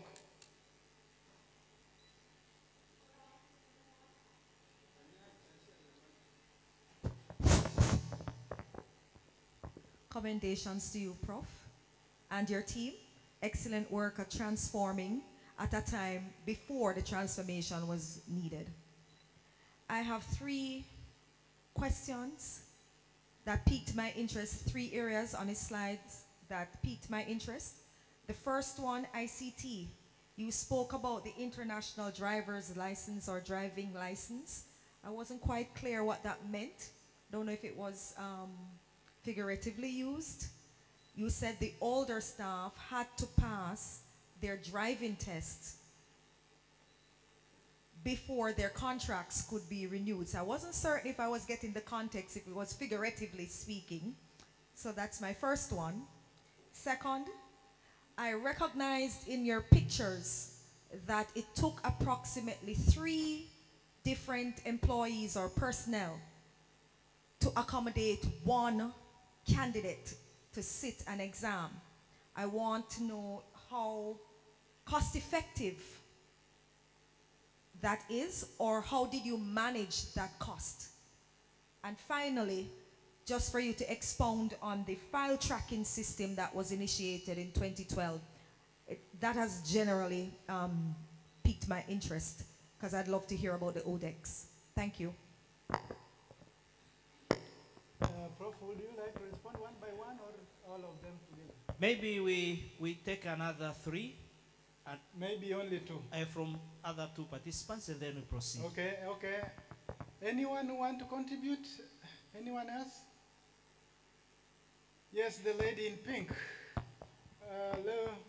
Hello. Yeah.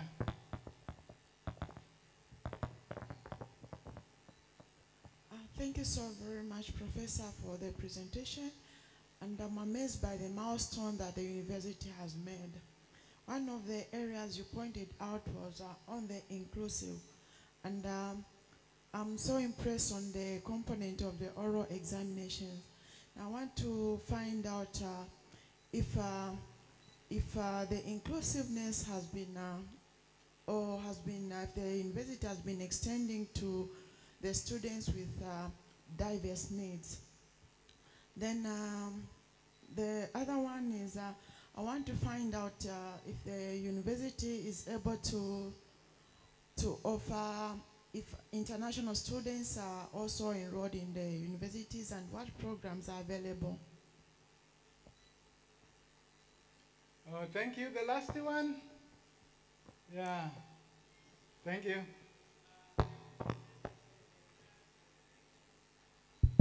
My question is that why has the number of graduates decreased from 1,686 in 2014 to... sorry, the professor would like to know the question askers. Could you please introduce yourself? Oh, thank you very much. My name is Damas Mapuga. I come from the Local Government Training Institute, Dodoma.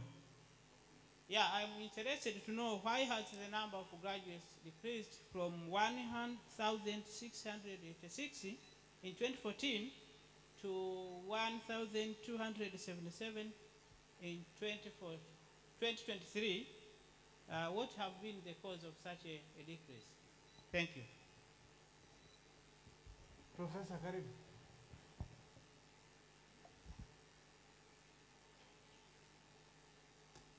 I think I will start with the last question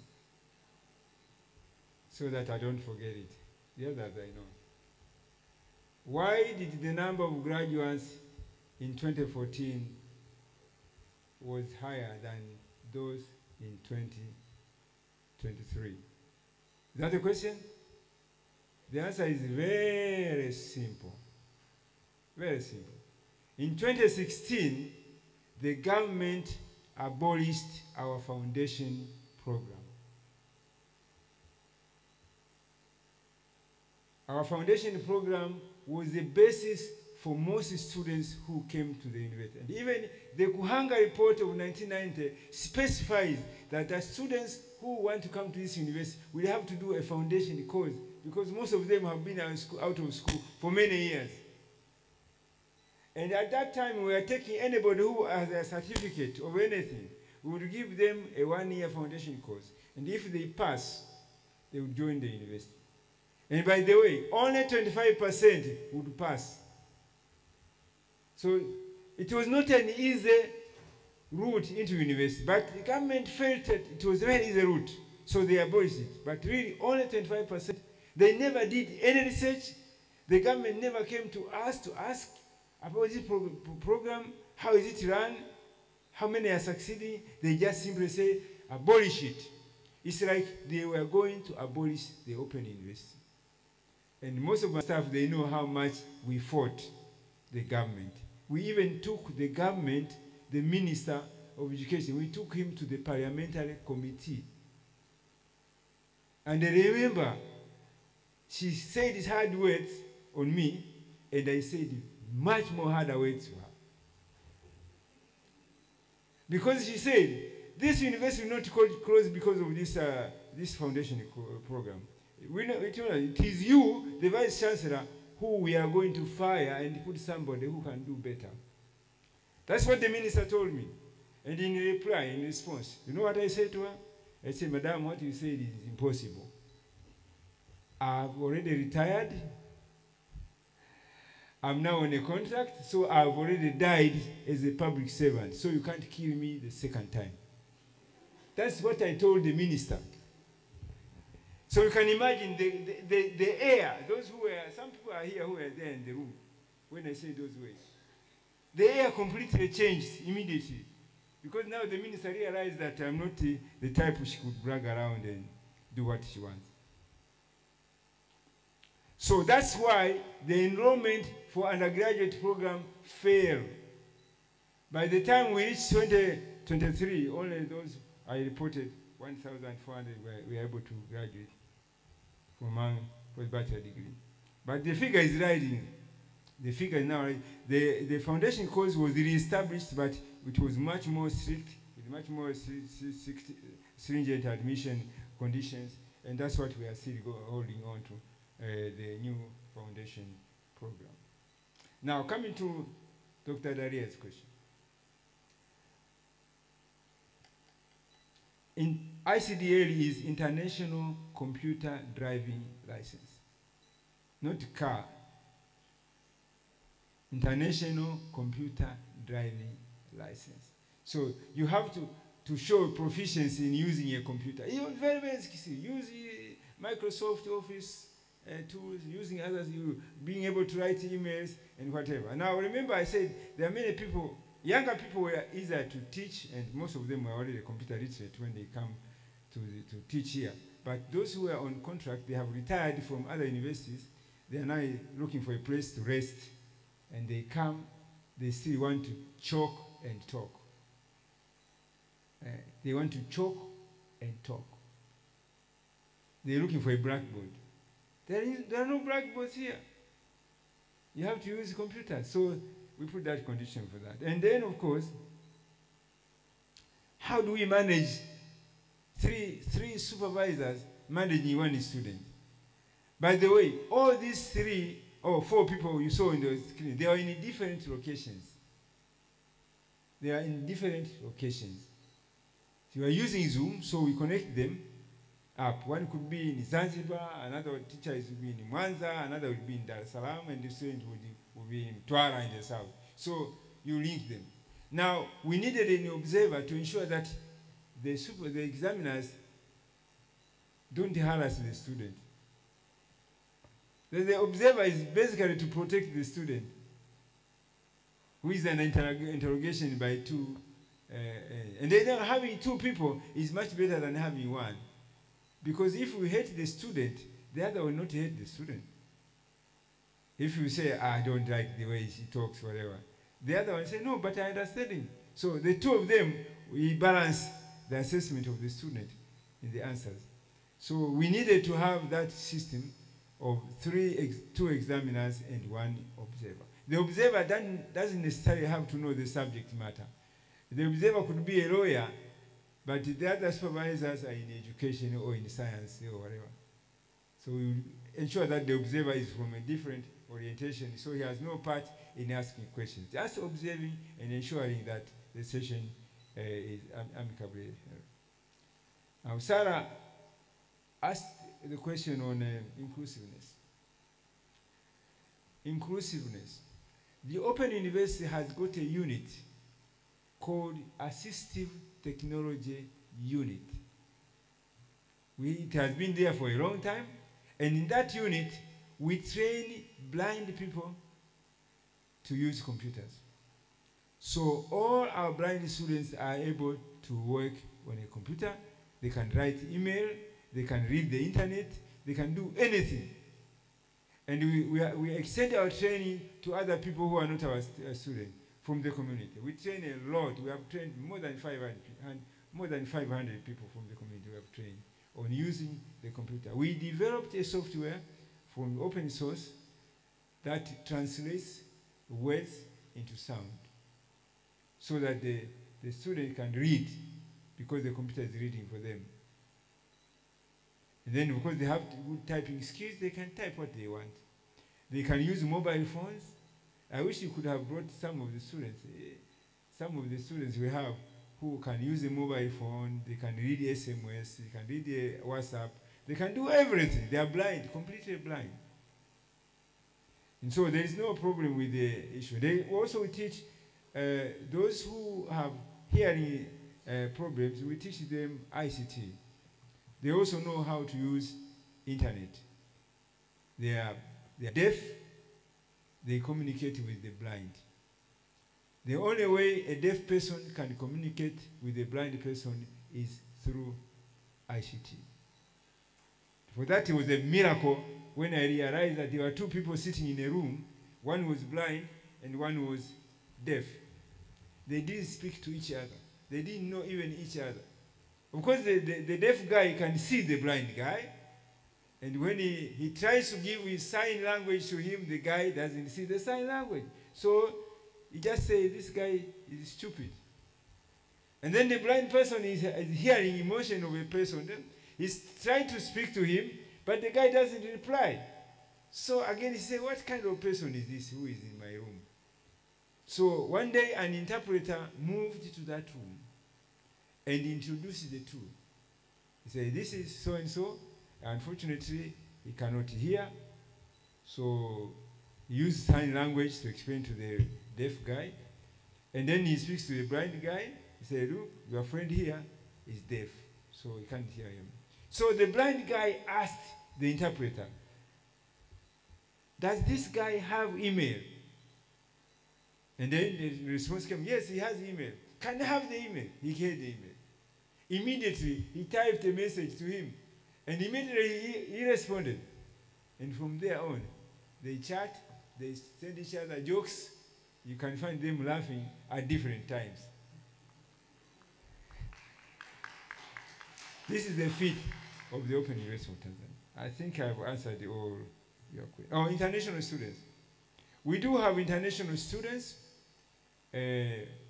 Overall, since when we started, we have graduated students from more than 50 countries around the world. From more than 50 countries around the world. And we provide support. Those who are in very remote places or very lonely places, they are alone. We use our embassy staff to find a proper supervisor in a neighboring university, and we send the examination to the supervisor. For my colleagues in Jamaica, if you have a student who wants to do a course here, all we go to the embassy, we get a staff from one of the universities, and we'll be sending the exam to that person. You'll be called to a particular place to write your exam, and the exam is sent back to us. And that's it. If you want to do a graduation to come here, you can come. But we also have a Zoom link for graduation. So you want to hear your name be mentioned, if it's a PhD, by Zoom. Thank you very much.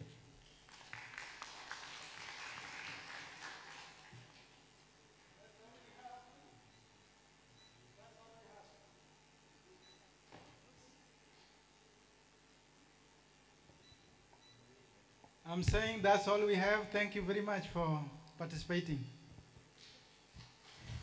Thank you very much, Dr. Dunlop Ochieng, the moderator, as well as Professor Elphas Bisanda, the keynote speaker #1, for a wonderful speech. Ladies and gentlemen, can we raise, please?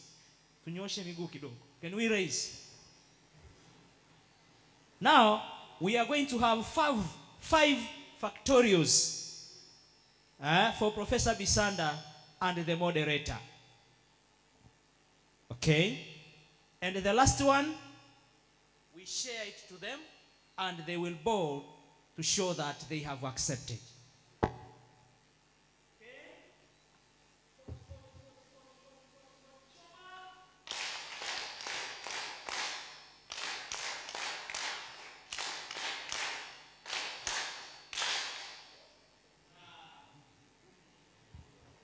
Thank you very much. We may have our seats. Thank you very much, Professor Bisanda, for a wonderful keynote speech. Ladies and gentlemen, we are now moving to the second keynote speech, the one that is going to be delivered by Dr. Davia Ramgit, and the moderator is Professor Modest Varisanga. So, Professor Varisanga, you can take the podium and introduce the keynote speaker #2, Dr. Davia. Karibuni sana.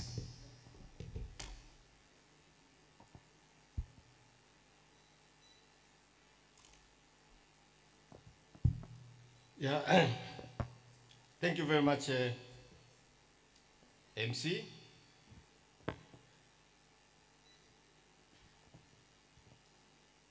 Of course, we may recognize the presence of our Vice Chancellor, Professor Bisanda, the DVC, Acting DVC ACT, Professor Leonard Frazier, and the DVC PFA, Professor Josia Katani, Dean, Faculty of Education, Dr. Teresia Shavega, our international guests. I know we have guests from far away, Jamaica, Uganda, Zambia, DRC, Kenya, and the late madam here from Netherlands. Oh, you're warmly welcome. I also recognize the presence of other deans and the colleagues, academic staff, as well as supporting staff from the Open University, the media groups here present, ladies and gentlemen. I'm exceedingly honored to preside the presentation by a key speaker. One of the key speakers today is none other than Dr. Davia D. Ramjit from Jamaica. Warmly welcome. I know you have taken a long journey to come to Tanzania, and I'm told it is your very first time to be here. I think you will enjoy our hospitality. You need to know some very few words of Kiswahili. Asante sana, karibu, and so. And nakupenda.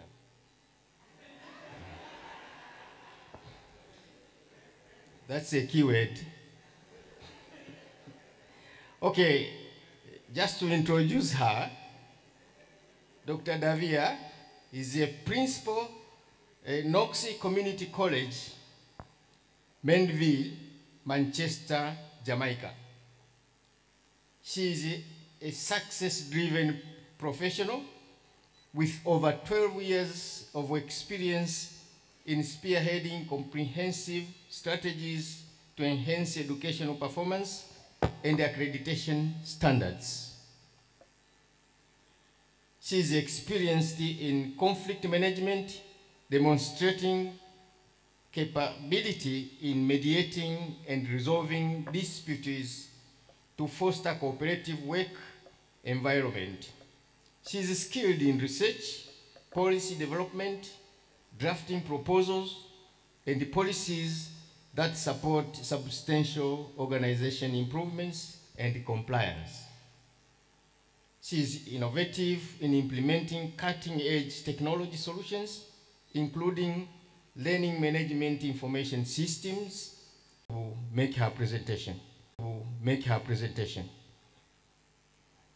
Madam, you are welcome. Take the podium. And Tanzanians are very interested to hear from you. Please speak slowly. Don't use that Jamaican slang.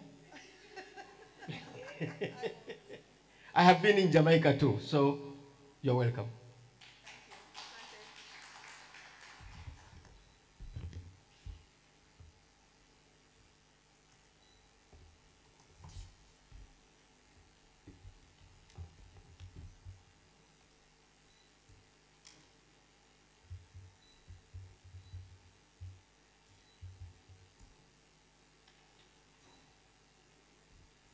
Good afternoon, everyone.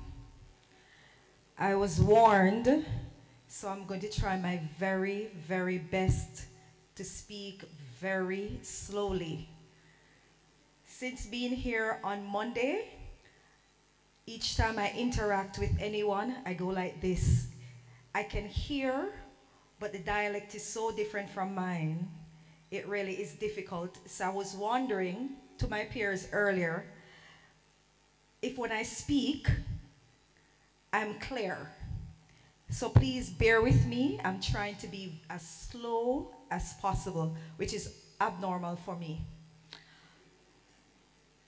All right, so I am Davia, an educator, practitioner who loves education. If I were able to call the moderator's name, I would, but I didn't capture the name at all. Thank you so much for that lovely introduction. Half of it I didn't understand, as I really am slow with picking up the dialect. But I'm almost certain that you praised me, and that's why everybody laughed. So I wasn't certain after the two expressions, Asante Sana, I didn't know anything after that. So I suspect it was something good.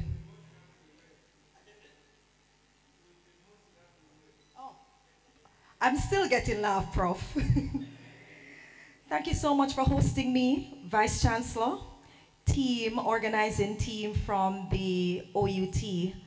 I am feeling pleased. My team is here feeling exactly how I feel. We are warmly welcomed, and everyone is very eager to have a conversation with us, which makes us feel at home. Exploring the link between basic and tertiary education.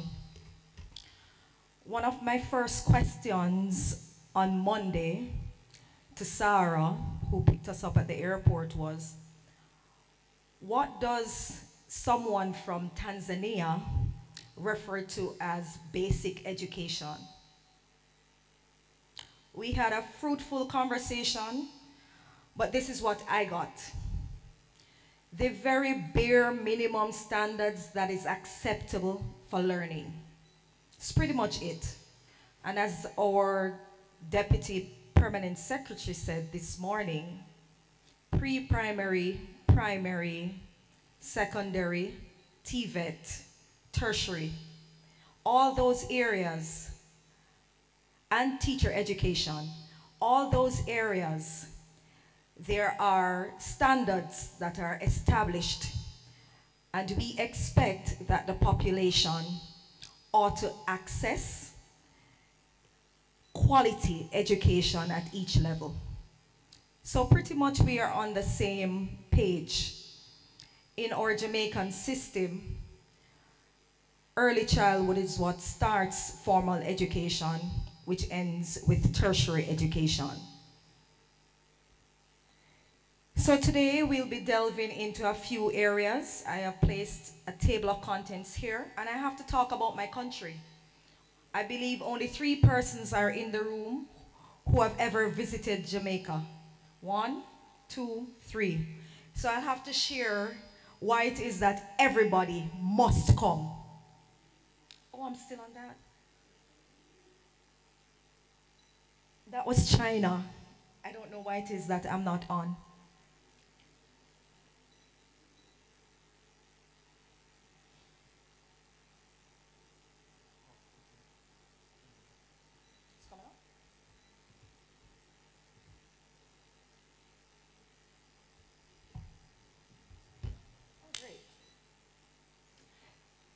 So let me restart. This first slide is a picture of my past council president and myself preparing for graduation. Now for my presentation, I have to speak about Jamaica. Then we're gonna talk a little bit about what I denoted in my abstract. I'll share with you about the Knox complex of schools, our early childhood institution, and the community college. I have picked out only 2 levels from basic education for one reason. I lead both institutions. Interestingly so, 2 different ends of the spectrum. I am the unique variable or the constant. Lifelong learning, sustainable development goal number 4, some findings I have, and some recommendations. So let's talk about Jamaica. I have placed on there our map. That's our shape. We're located in the Caribbean Sea. Some persons call it the West Indies. And I could give you that story, but it will take up too much time. So we're going to just look at some facts about Jamaica. Can any mathematician tell me how many times Jamaica could fit into Tanzania? It's tiny, just looks enlarged there, but it's only 4,240 square miles. How many times could we fit Jamaica in Tanzania? It could even fit in Zanzibar. It's that tiny. It is? About 200 times. I was told that there are approximately 60 million people here. We have less than 3 million. And believe you me, we do not know each other, as small as we are. So imagine the Jamaican context. It's a very tiny context when compared to a Tanzania context, but we share so many similarities. We are also known for coffee. Of course, everyone knows our reggae music, dominated by a Bob Marley and the modern era of things. And of course, we have to boast. We have the best athletes in the world. We have the fastest man on the planet. Anyone knows his name? Everybody knows his name, right, Jeanette? Right. So we have Usain still living with us. Great. So on the map here, we have 4 ticks. That's where all our campuses are. So there is 1 principal, 2 vice principals, and approximately 190 staff members who span across 2 parishes. So Jamaica doesn't have provinces, we have parishes. So there are 14 of them, and I have 4 locations across 2. The Knox complex of schools. In early 1940s, we had a Scottish known as Louis Davison who traveled to Jamaica. To give you a background of how our pre-colonial and post-colonial activities impacted our education, which I feel in Tanzania have a similar story. We didn't have trained teachers in Jamaica. We didn't have trained principals. We had expatriates who came to Jamaica to support the mission of formal education from as early as the 1930s. So in the 40s, we had this man called Louis Davison. I'm sorry, I have Davison, who came to Jamaica as a school principal. He didn't maintain his job for very long, but before long, he and his family discovered, I don't know, he must be a visionary, because where we are located centrally in the middle of the island, it's almost like a jungle. And he came there and he saw vision from cradle to grave. So the vision was for all levels of people to be accessing formal education the minute you were born to the time you died. In our theories, we call that lifelong learning. Essentially, that's what it is. So he envisioned this, and there came Knox complex of schools. The history of the name is another story. So in April 1947, they created a preparatory school. Now today, that preparatory school is known as Knox Junior School. It's private. So of all the schools, that's the only one that's private. Interestingly, it was created so that expat children could attend, while the teachers who were expats would teach in the high school. So shortly thereafter, September 1947, there was a high school called Knox College. Later down the road, they had the neighborhood school. Now this is a very interesting story. Missionaries used to come from Canada and Scotland every summer to Jamaica to help build these schools. And they recognized that children from the neighborhood surrounding these 2 schools would come on the compound each day. So they decided to build a neighborhood school where the community children would come and learn. It was established in 1971, and it still maintained the ethos of being the neighborhood school.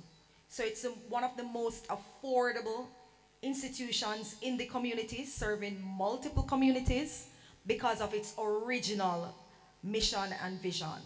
And I'll tell you a little bit more as we go on. And finally, 1975, Jamaica saw its first set of community colleges across the island. Knox Community College became one centered in the island. Why am I doing this today? why am I positioned here today? I mentioned earlier that I am in a unique position because I am not only the college principal, I am also the principal for a basic school. So an early childhood institution is also referred to as a basic school in Jamaica.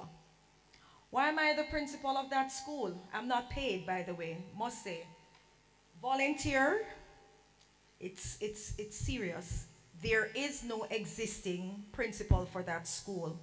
So when I took office in 2018, I recognized that, and I referred, I don't know if you use this term in Tanzania, bastard child, or, know what bastard child is? I felt that the neighborhood school was a bastard child. It had no parent. Interestingly, it sits on my main office campus. So we have, Jason, we have about 25 acres sitting, right? So my office is located on 25 acres of land. And these 3 schools are surrounding my office. In fact, my office, when I sit around one desk for group meetings, I'm sitting in Clarendon. If I go to my bathroom in the office, I'm in Manchester. So I sit on a fault line literally every day for Volcano, but it's not active. So up the road on the same campus, I have to walk about probably a kilometer. At the top of my campus, the neighborhood school sits there. And since 1971, it has not established itself formally. 1971 until now. And so I decided to adopt it. So wherever I go, I speak about the early childhood institution. I wrote policies for it. I wrote a manual for how it should be governed. I went to the ministry trying to get it formalized. And so it has become ours. It belongs now to the community college. So it's no longer a bastard child. And so for this predominant reason, last year I went to China, Shanghai, at a UNESCO conference as a visiting scholar. And the theme there was about lifelong learning. And when I recognized how situated I was, I decided to write an article about the issues surrounding this particular school in the grand scheme of things for lifelong learning. Hence the reason I refer to myself now as the change agent. But I can't do it alone. I have a team with me. My team, Jason is sitting here. I think he was introduced by Prof earlier. Petrona, and of course a very lovely lady here, Kaifa. Kaifa is my manager. She does the operational side of things every day, interacting with the parents, the inspectors, and so on and so forth when I'm unable to do so. Now I want to spend some time talking about the Knox Neighborhood Early Childhood Institution. We decided to maintain the name Neighborhood because we didn't want to lose essentially what we're there for. In the 70s, it was established to ensure that neighborhood children had access to formal education. We haven't lost sight of that, and I'm trying to ensure that we don't. But want to share with you on a political perspective of what could have caused us to still be in a similar situation over 50 years. So in Jamaica, we have what we call Acts of Parliament. So whenever a decision is taken for policy implementation, it's referred to as an Act of Parliament or a legislative piece or a legislature. Once a legislative article comes into play, it is gazetted. So we begin to implement whatever is gazetted on behalf of the Ministry of Education. Early Childhood Commission, which is the arm responsible for regularizing or formalizing early childhood education in Jamaica, only came into being in 2005. And I believe we were under some amount of pressure, being a United Nations member country, to establish a commission so we could treat with our early childhood stage. So imagine a school established in 1971 having a formal body only in 2005. 2005. I came to Knox 2018, and even then we were neither fish nor fowl. I don't know if you use that expression here too. We didn't know who we were.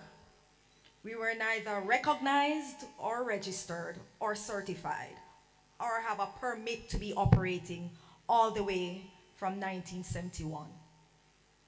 Today, we have 36 students, 3 classrooms, a library, a kitchen area, sick bay, and we're trying to build out what we refer to as a brain builders section. So for the brain building section, we essentially would like to take children from as early as 1 or less.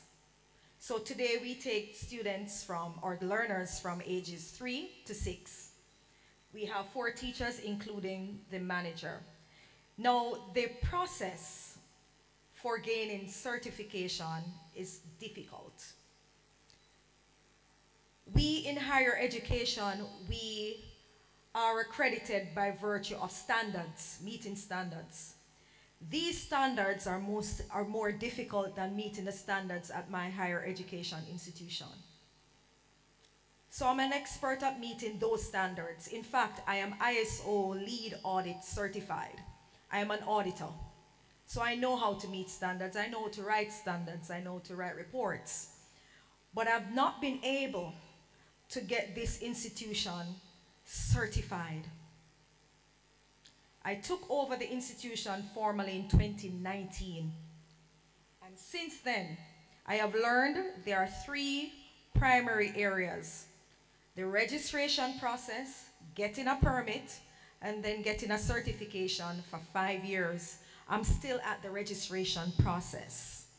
Some of the requirements: myself, who does not literally sit at the school, cook, or feed anyone, I have to get a food handler's permit every year. I have to do a police record every year. I have to get a medical certificate of fitness every 6 months. When they expire and I haven't fulfilled the other standards, I have to start over again. Are we feeling the frustration? That's how I feel, but I persist. So I am now trying to get everybody on the team to be properly registered in the system so that we can get a permit to apply for certification. We call that red tape. It's red tape at its best, but let's see why. So we have a report similar to what the minister spoke about. Each election period, you'll find that persons in the electorate press the parliament for answers. And so what we generally do in Jamaica is create a commission or an inquiry into things. So the latest of this is the Pattison report. I believe he's a professor who led from Harvard. So our party, our ruling party, engaged a team to do a research into our education system. And this is not new. In 2003, one such report was also published. Many of the things still not implemented. I know somebody else came up here and spoke to lack of implementation. So we have the reports, and then we have the unfulfilled mandates. And then we move on to another report. And then we compound the mandates. And there is a legacy of unfulfilled mandates. But let's look at some statistics here. Of 2,676 early childhood institutions in Jamaica. Since the 2021 report, only 408 or 15.2% are identified as public institutions fully funded by the government of Jamaica.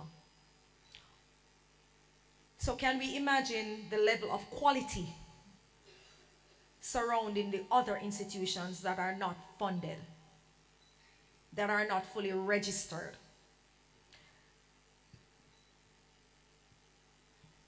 And these encompass what we refer to as basic school or infant schools or infant departments, preschool, kindergarten, we call them early childhood institutions. Now, remember when I said to you that the Act of Parliament came in 2005. We know that when acts come into place, sometimes we do not readily start implementing the act. We have to get our establishment ready, we have to get the personnel trained, etc. So the first set of inspections started 2008. And since then, how many ECIs have closed? We would have thought that having established new guidelines for operating, we'll have more institutions opening. No. Persons are so unable to meet the demands of the standards that they are forced to close. Why am I talking about this? Because the higher education sector has to play a role in how the other levels develop. And I think today as scholars, as practitioners here in this conversation, this conference speaking about basic education, the opportunity for promoting same, for sustainable development growth, this is our answer. My institution is a higher education institution in Jamaica. In fact, it's classified as a general higher education institution, college. While it began in 1975, we also slowly evolved because we evolved publicly under the public purse, and we all know that story and that conversation. But what can we do differently? This is a quote from my current chairman, Dunbar McFarlane, and he said, "It goes without saying that a strengthening of a base of any structure will better guarantee its overall strength." Prof, the engineer, we know what we're talking about structurally, right? And all the other scholars here, when we talk about cementing the base, making that foundation sturdy, we're essentially talking about the first formal level of education. So a well-established kindergarten, preparatory, secondary, tertiary complex of schools should provide a fulcrum on which a strategic plan for lifelong learning could turn. And I agree with Dunbar. So why lifelong learning? I know our Deputy Permanent Secretary mentioned that the age 0 to 8 is vital for strengthening. I am not here to profess whether or not that is being translated into how things are done. But as practitioners, as scholars here, we all know this. Whatever is taught between 0 and 8 builds the foundation for all the advancements made in one's career or lifetime. But I want to add something to this. Like the Chinese, who believe that their natural age, whatever age you are at now, should match your learning age. When did you start learning? I had a conversation with Florence yesterday where we spoke about a transformative curriculum can only be the vehicle to transform education itself. So for lifelong learning to take place, we have to pay attention to the base. Is our natural age a match for our learning age? Formal or informal? education starts from birth. Some will even say it starts within the womb. So if it is that we are not cementing the structure of our lifelong learning journey, what exactly are the outcomes that we expect? Let's turn our focus to Sustainable Development Goal number 4.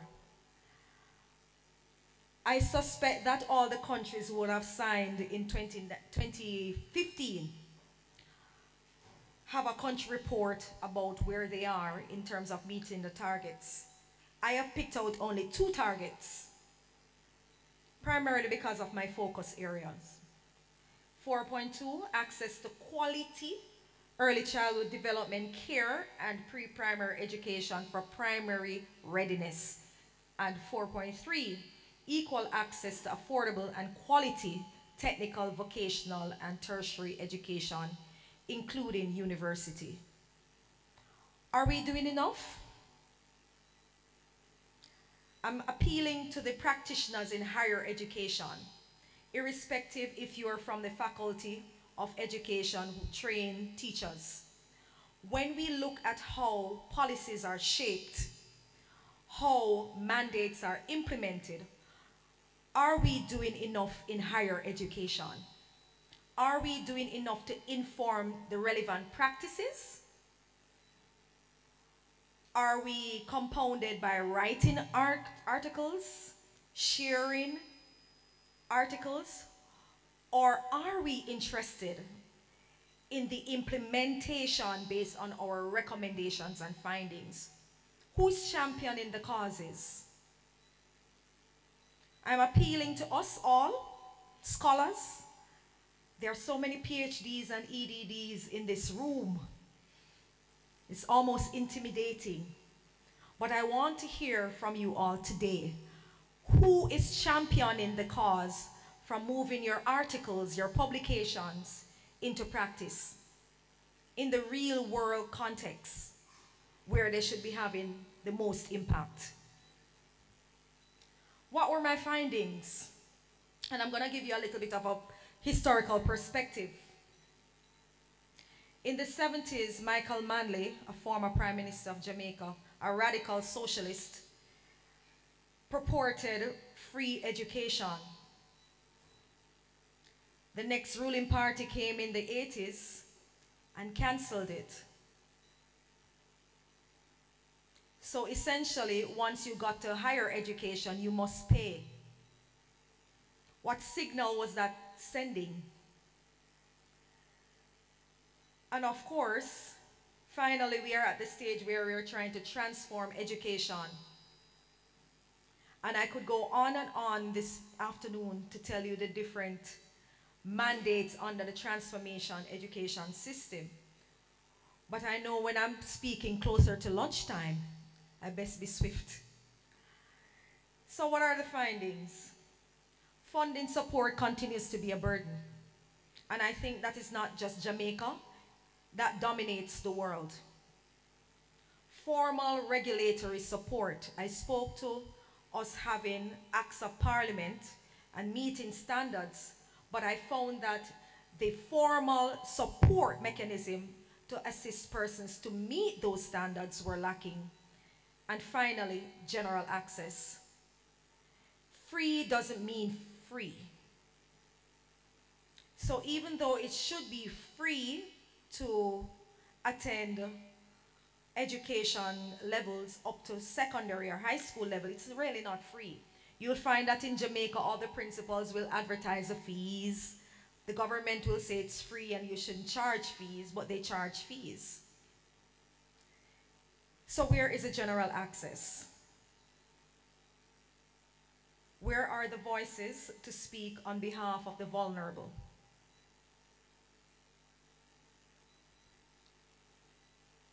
So, in conclusion, I am making an appeal to us in higher education to lead the strategic thinking. Send the messages through our publications, our articles. People are looking to us. We are the scholars. But we shouldn't just be scholars who publish articles for academics. We should be scholars who, like Prof, goes to Parliament to fight the good fight, to send a policy message, a policy directive. How are we instrumental in making a change? 2, cooperation and collective action. How many persons in this room know goal number 17? I know we generally pick out 4. Because of where we are situated, probably we'll pick out 13. Some of us who are active in terms of health and so on, we may pick out number 3. How many knows what is 17? May I see a show of hands? Goal number 17. How many persons have acted on goal number 17? I see only one hand. I'm championing the cause. We need to collaborate. I need to know what you are doing, what's your best practice, and try to mimic it. Can it work for me? That's how we do collective action. Similarly, when we write the articles, they're not good enough to have my name on it because I contributed a page. But how do I take that information in my space, in my local context? How do I transfer the information or the recommendation or the action and make it work in my space? And finally, self-efficacy. It would be remiss of me not to speak on self-efficacy. Each time I write an article, I leave with a message for self-efficacy. We can write every article that we think we can. We can speak on every theme that comes out of a conference. But if we don't start believing in what we're able to do, what we're able to change, how we are able to reimagine all those recommendations that we put forth, it's going to die a slow or sudden death. It's going to be left with us in academia. So I'm imploring all of us with the shifts in mindset. So it's no longer leadership, it's a leader shift. How are we treating with our self-efficacies? How are we imposing them, if one wants to say, on others? That's the influence that I'm hoping from all our scholarships in here. And I leave you with one significant quote. Education is the most powerful weapon which you can use to change the world. If and when we start believing this, we'll start cooperate more, we'll start writing more, implementing more, taking action more. Asante sana.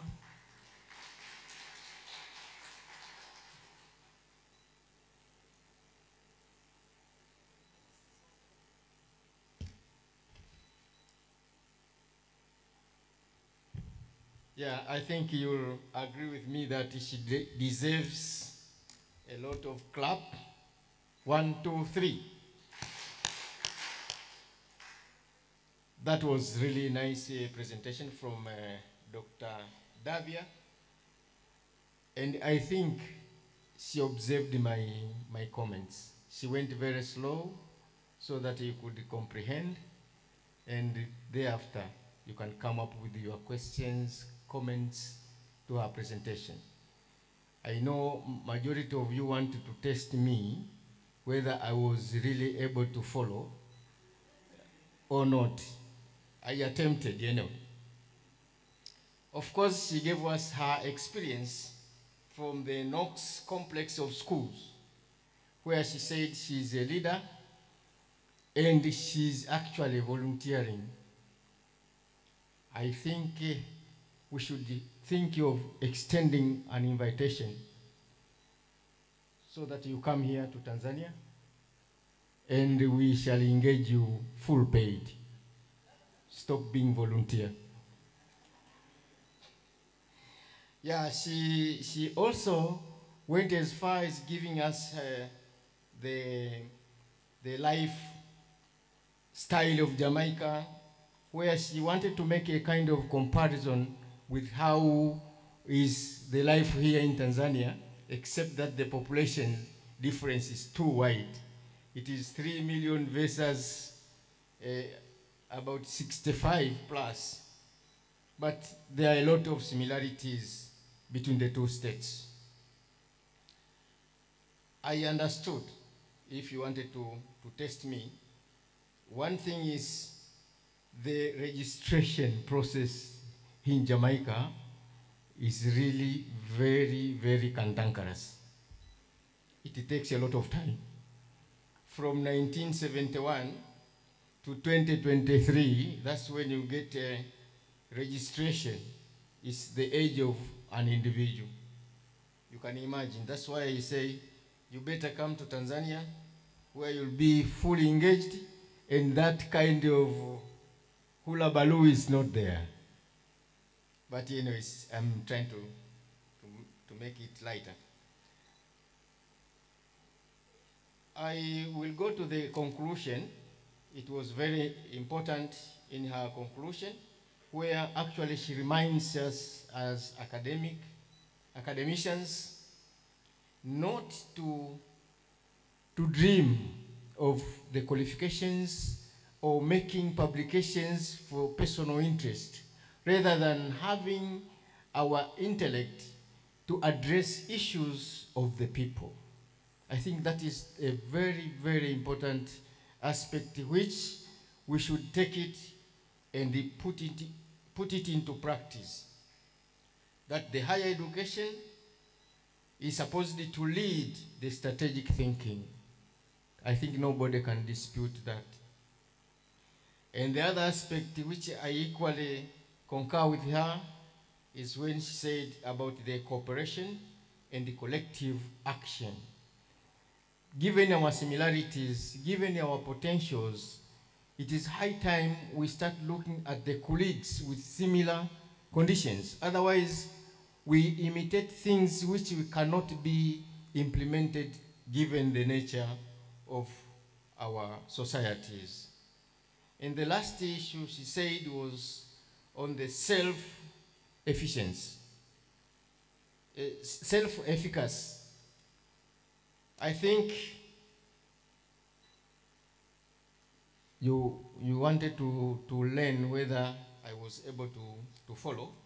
Now it is my time to see whether you equally was able to follow, and then ask or comment on such a nice presentation. Members, you're welcome.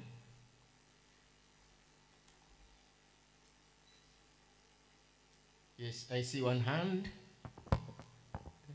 Okay, come.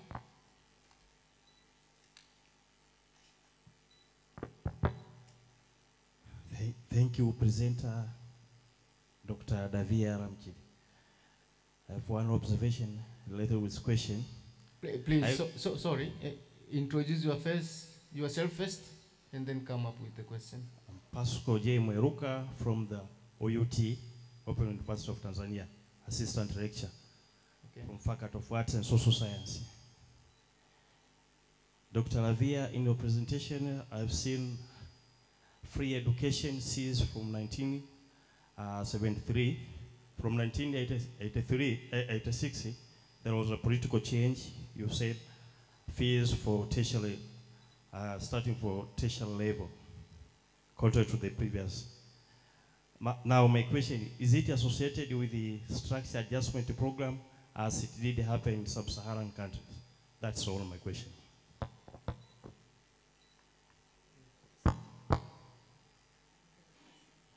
The question was not very clear.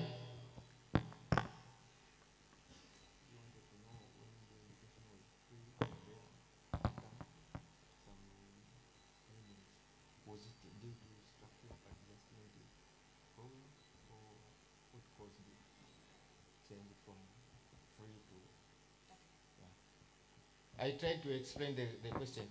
Can we take another question? Oh, you want to? Okay. Okay. Thank you for that question. Let me repeat it to see if I got it right. You're asking what was the dynamics behind the changes from free to pay access back then. Change in government, as I mentioned before, changes in philosophies. So one government is socialist, the other is capitalist, that's one. And obviously they would see differently in how the government expends its funds. So affordability was the order of the day. They could not afford for everyone to go to school for free.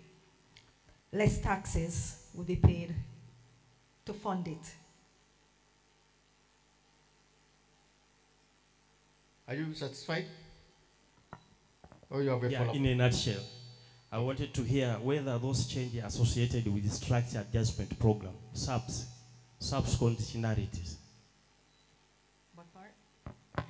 I think she has already said it was due to political difference between the two leaders. One was a capitalist and the other one was a socialist. It's not the structural adjustment program. It's not that one. However, I must mention though, the socialist movement caused the establishment of community colleges for education and training. The capitalist movement created TVET, and they heavily fund TVET even today. So the funding arrangement continues to be different based on which party is in power. Yeah, any other comment? Yes, madam. Where are the mic, please?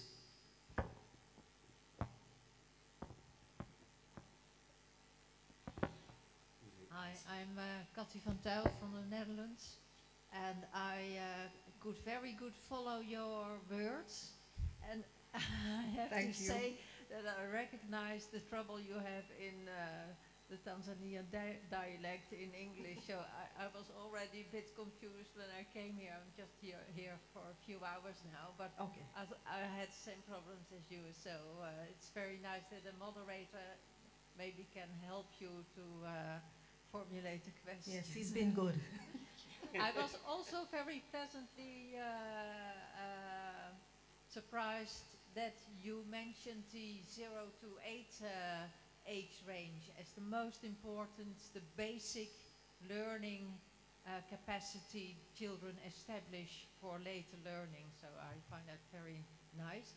But I had a question about the registration, because I heard you say things like medical fitness and that kind of thing, and I thought, well, are there any educational qualities, or and how is there in the Netherlands we have those standards for very young children, and surprisingly you don't have to do so much to get these standards, and then when you go to the primary school you have to learn more. Yes. Whereas that's of course opposite of the idea that from 0 to 8 is so important. But Okay. I was wondering how are the pedagogical and educational competencies in the registry administered? Okay, thank you for that question, Dr. Kathy. Just to repeat, so persons could hear what we're dialoguing about. Dr. Kathy wanted to find out if outside of the things that I listed for the registration process, if there were other benchmarks or other standards to be met. For example, qualification of teachers, etc. Yes, they were. I just picked those ones out because I thought to myself, based on where I was positioned in the organizational structure, I should not need it more than once, because I don't need it for higher education. So I'm a practitioner who is not necessarily practicing in early childhood, but it's still a requirement for me. So I highlighted those, yes. So the other part of the question, the other standards that ought to be met would come in terms of infrastructure requirements. They would come in terms of the teacher requirements, first degree, of course, in early childhood, or we have what we called qualifications framework, where if you go to a skills-based institution, you achieve levels of learning. And so those are also acceptable. So it's a myriad of standards. I just highlighted a few. In terms of the 0 to 8, in the early childhood setting, we accept students at 3 to 6. And so that would prepare them from the pre-primary stage to go on to the primary. Access to primary school predominantly is free. There are times when administrators will charge for different things and don't call it tuition fee. So you eventually pay something, but there is no costing for a parent, for a public education system, primary school system that causes you to pay a tuition at primary. So I think the grades 1 to 3, you'd say it's very safe. By the time they get to grade 4, there's a culture in our country where you have extra lessons because of exit exams. So a lot of the parents get fussy about sending the child to another institution or after school program, which they pay extra for, just for the child to be at a better standing for these exams, grade 4, grades 5, and 6. So I hope that answers the question. Thank you so much. There was one final one. Yes, there. Good afternoon, everyone. I'm Dr. Zulu from Zambia. Natalie, I'm not hearing.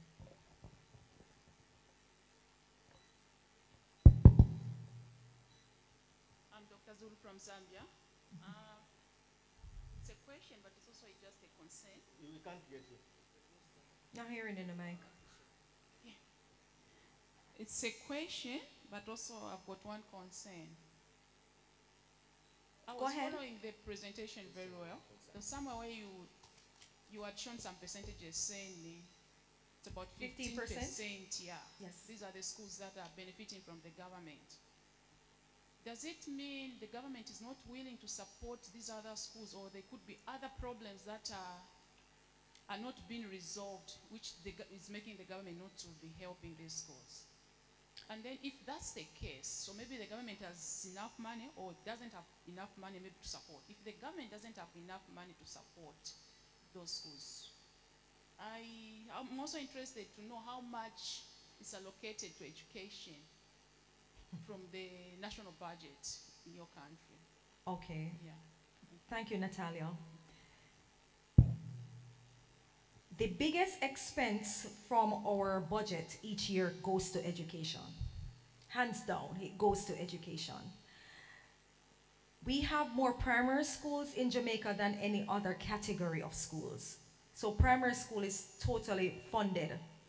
Tertiary sector, as well as the secondary sector, we have what we call cost-sharing budget. So some of the funds come from the government. Majority of the funds come from the government to pay the teachers and to deal with some infrastructural development. Tertiary gets less. Why? The teachers are paid more. That's one. So we don't get any benefits for capital development because we also have the opportunity to charge fees. So fees will supplement that. Early childhood commission, because it's the last on the rung, on the ladder, I find that it's still left behind. I can't give you the figure that is proportioned for early childhood, but it is being left behind. So this is what will happen. Take, for example, Knox Neighborhood School. It is not past the registration stage. So what that means, they don't fund everything there. What they will do, they will supplement the income of the main teacher. So my main teacher, who has been there since 2011, she has a first degree.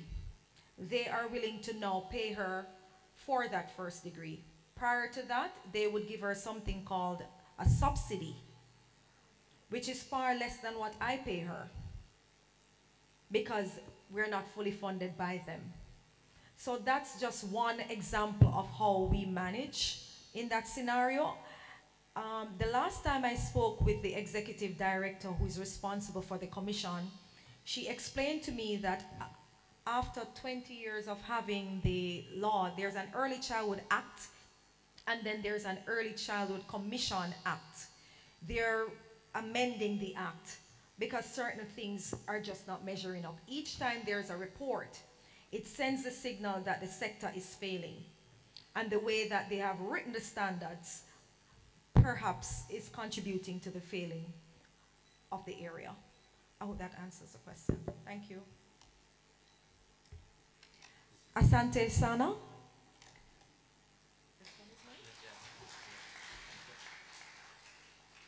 Yeah, I think you want to ask, madam?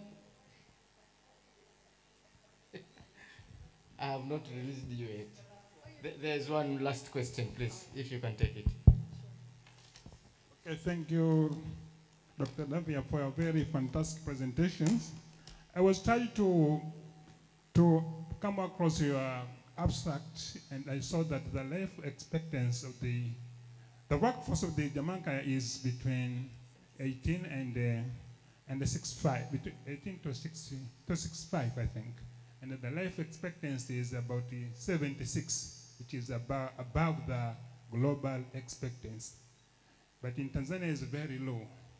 Our workforce is ending with 60 years. So tell me the secrets, what the secrets behind the Jamaican peoples, and how we can use your secrets to improve our life expectancy in Tanzania.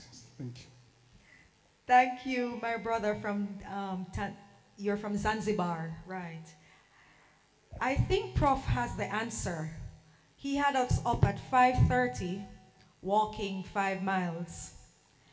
We changed our lifestyle. We improved our health sector, and we educated more. That's it in a nutshell, but again, it's self-efficacy.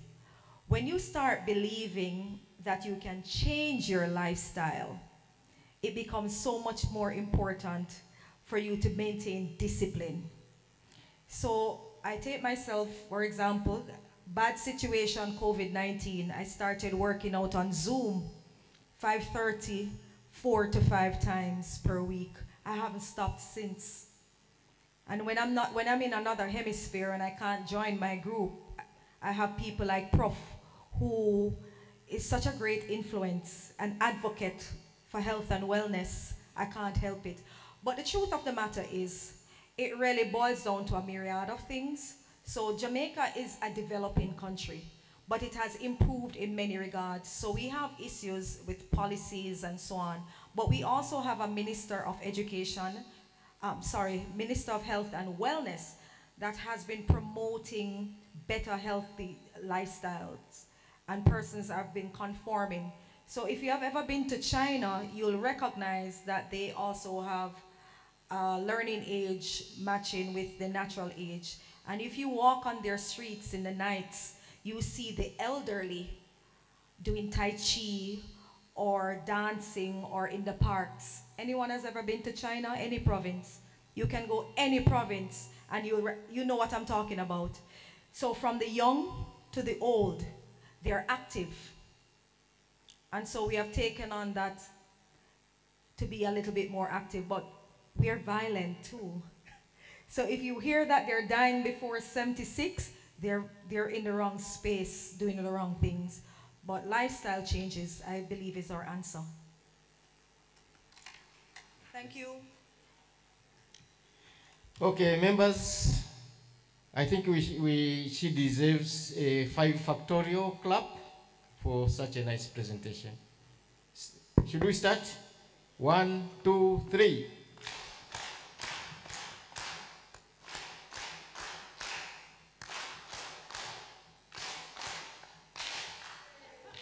Thank you very much for your...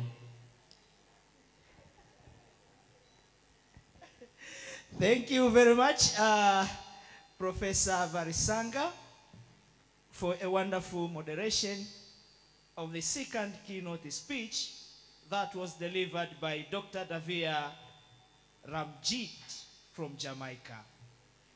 We are now going to have the last keynote address that is going to be delivered by Professor Florence Sereo, and the moderator is Professor Elinami Swai from the Open University of Tanzania, and Dr. Florence from UNESCO. Much welcome, Dr. Sereo and Professor Elinami Swai. 5 big claps for them. 1, 2, 3, 4, 5. Salsa. Excuse me, while Dr. Sereo is preparing her presentation, somebody asked me a question which I would like to read and answer. He says, good presentation, Professor. Kindly please shed more light on how you manage to graduate students within or less than 3 years. Her concern was mainly on the quality of the people who would graduate too fast. And my answer again is very, very simple. This was Dr. Natalia Zulu. 1 academic year, our academic year starts from November and ends in end of June. And from July, August, September, up to October, most universities, the students are at home. They are at home for 3 or 4 months. But you see, distance learning and open learning students don't need that leave. So in that month, that period between July and October, they are able to study online. You don't have to wait for the teacher. They're able to study online and complete the equivalent of 1 additional semester. So in fact, they're actually doing 3 semesters in a year. So how many years will they need to finish the degree? It's only 2. That's how simple it is. Asante. Thank you, Prof. Thank you for that response. Ladies and gentlemen, we are now moving to the last keynote speech, the 3rd one, that is going to be delivered, as I said, by Professor Sereo, and Dr. Elinami is the moderator. Dr. Elinami Swai, please take the podium. Thank you very much, colleagues. Allow me to introduce one of the world powerhouse in education, our sister Florence Sereo. And I'm very glad that I'm going to preside her presentation on endogenous curriculum, which is really very dear to me. Florence is a senior program specialist in UNESCO International Bureau of Education in Geneva. She's a chief of curriculum transformation, norms, standards, and capacity development. She holds a PhD in social sciences, master's in education, policy and planning, curriculum development, international comparative education, and several postdoctoral certificates of specializations in areas of education. Dr. Sereo has worked for UNESCO since 1997 in various capacities, including UNESCO Field Office in Addis Ababa, in Dar es Salaam, as well as at the headquarters. She is knowledgeable with a lot of experience in fields of education and has expertise mainly in curriculum, education policy, teacher training, professional development, and has developed tools for alignment in education system. Dr. Sereo, please welcome.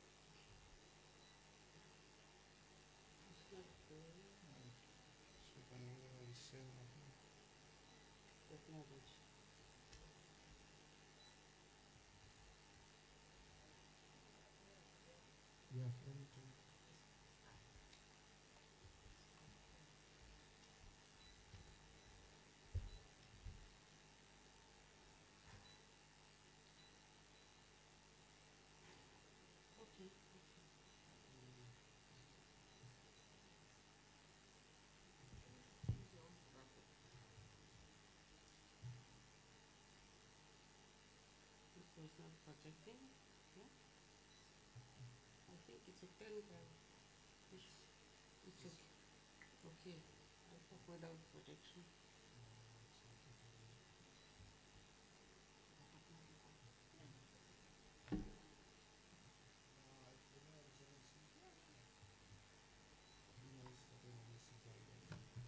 Problem is every few minutes it will go. Mine, but it's okay. Yeah. It's coming? Yeah, it's good.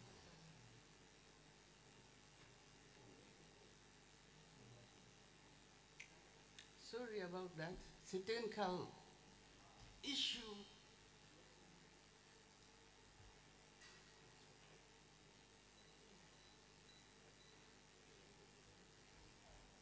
It's coming?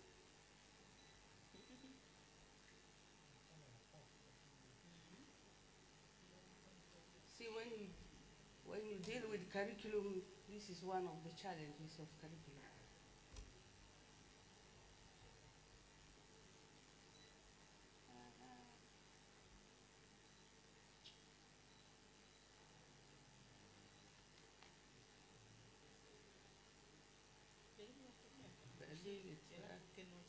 It will reboot every few minutes. But I can talk without project. We can try.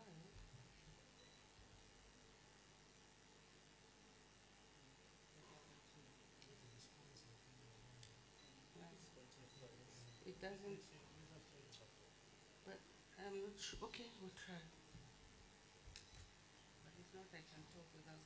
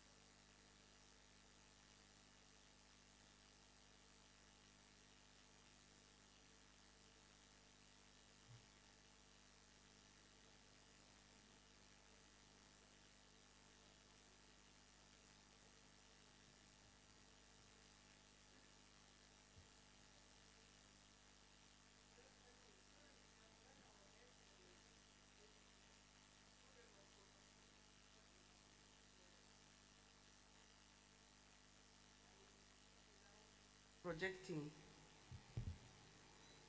Good afternoon. It's not easy to be the last speaker in a row, but, and also it's just before lunchtime, but I hope that you will bear with me. Okay, now what you are going to hear, it's going to be tickling a little bit your mind. I am not an academician. I have, for the last few, as you've heard, I've been working for UNESCO in different capacities and not working from a university. So perhaps what I'm going to say will be scandalous to you coming from the academic world. Sometimes I consider myself a practitioner because a lot of my work consists of working with Ministry of Education officials, providing some kind of policy advice, we call it in our jargon, but also technical expertise in curriculum development, mainly training curriculum developers, because at IBE I am heading the capacity development unit that trains or provides technical assistance to ministries of education for the whole education system. So what I'm going to say is coming from experiences in different countries. In my life at UNESCO, I have traveled to over 70 countries, okay? Doing different things, because each country is specific, small, big, within Africa, outside Africa. sometimes with some experts from universities.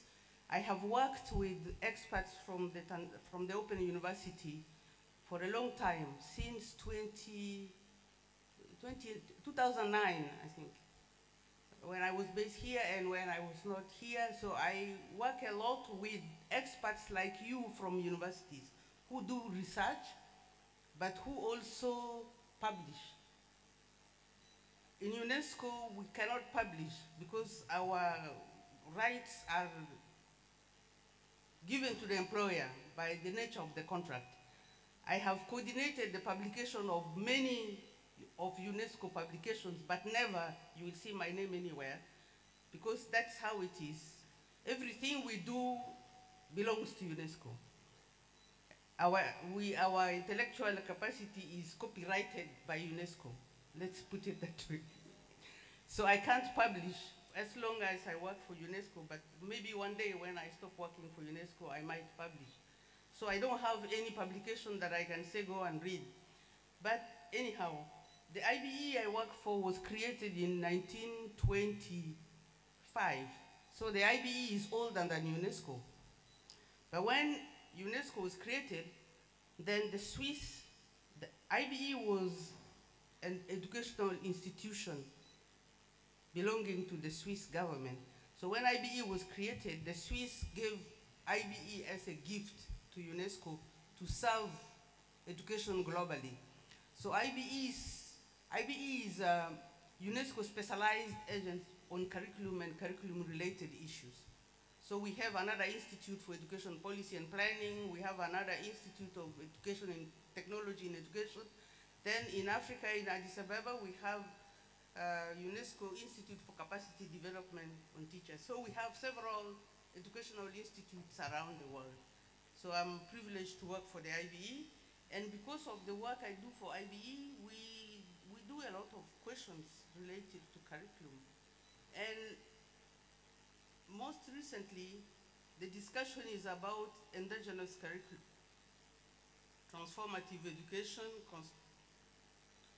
how to build futures in plural in the present world.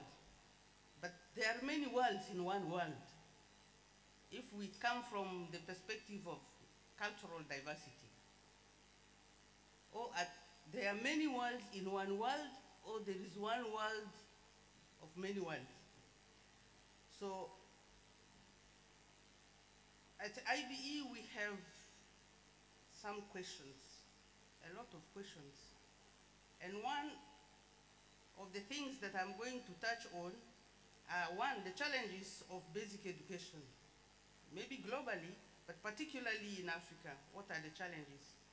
And what do we mean when we talk about indigenous curriculum in IBE, and what transformative education and transformative curriculum is about. So, what are the main challenges of basic education?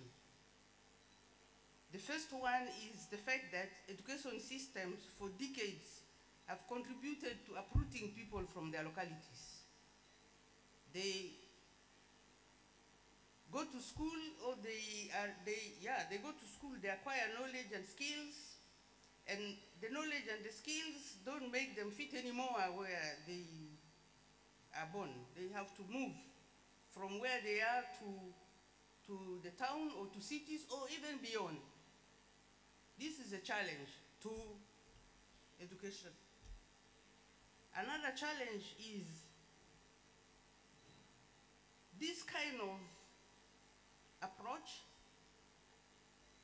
does not foster participation in the local community to develop the local communities. So it's like the mainstream education has fostered the belief that economic opportunities are only available outside the community or elsewhere, where the knowledge and skills that have been acquired are valued. So in the local community, in the local localities, that knowledge maybe is not valued. It's valued somewhere else, so you have to go and look for a job somewhere else. That's a challenge to basic education and the sustainability it should contribute to.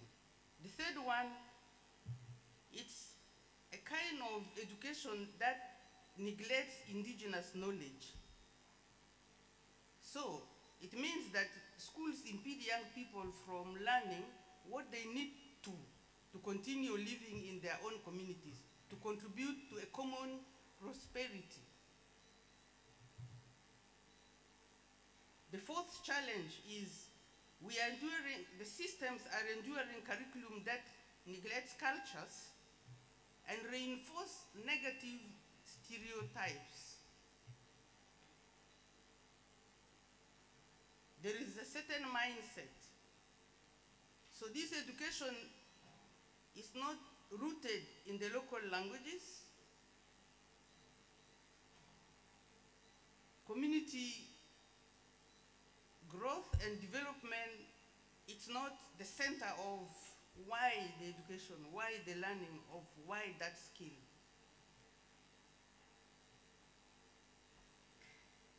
Then we have the issue of diversity.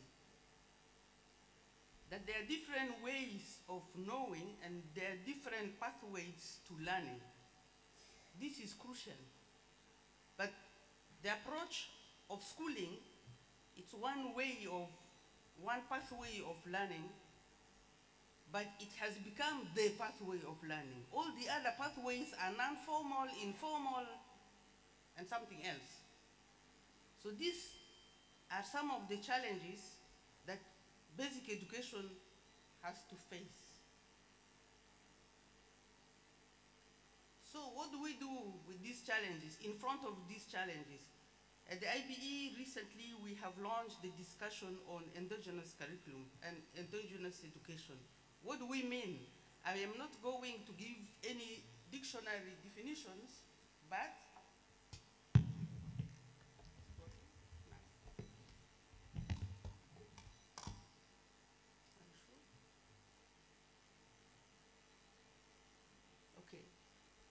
makes it better? Okay, but don't worry, you will get these points. These are my talking points, really notes, not a PowerPoint, because sometimes you have power and no points, and you may have points and no power. So they are talking points. Now, I'm not giving you a dictionary definition on indigenous, but a working discussion, a working definition that should provoke you into picking issues which need further research as you come from universities. Now, at IBE, indigenous knowledge is referred to understanding the skills and the philosophies developed by local communities with long histories and experiences of interaction within their own social and natural environment. There is that indigenous knowledge. Some people call it local knowledge, but it is subject to discussion. So we think at IBE, indigenous knowledge is based on a millennia of observations, temporal and place-based. It's living, it's dynamic, it's kinship-based, and it is holistic. So we think it's important to take into account indigenous knowledge. Perhaps we will then ask ourselves, what do we know about indigenous knowledge? Is there any literature reviews that can inform? I leave that to you to ponder. Indigenous, and then we have endogenous.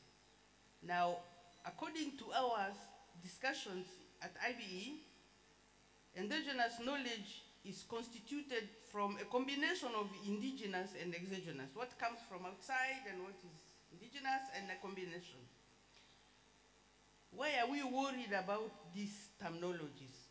Precisely because we think endogenous curriculum is then the contextualized curriculum. It's rooted in the context.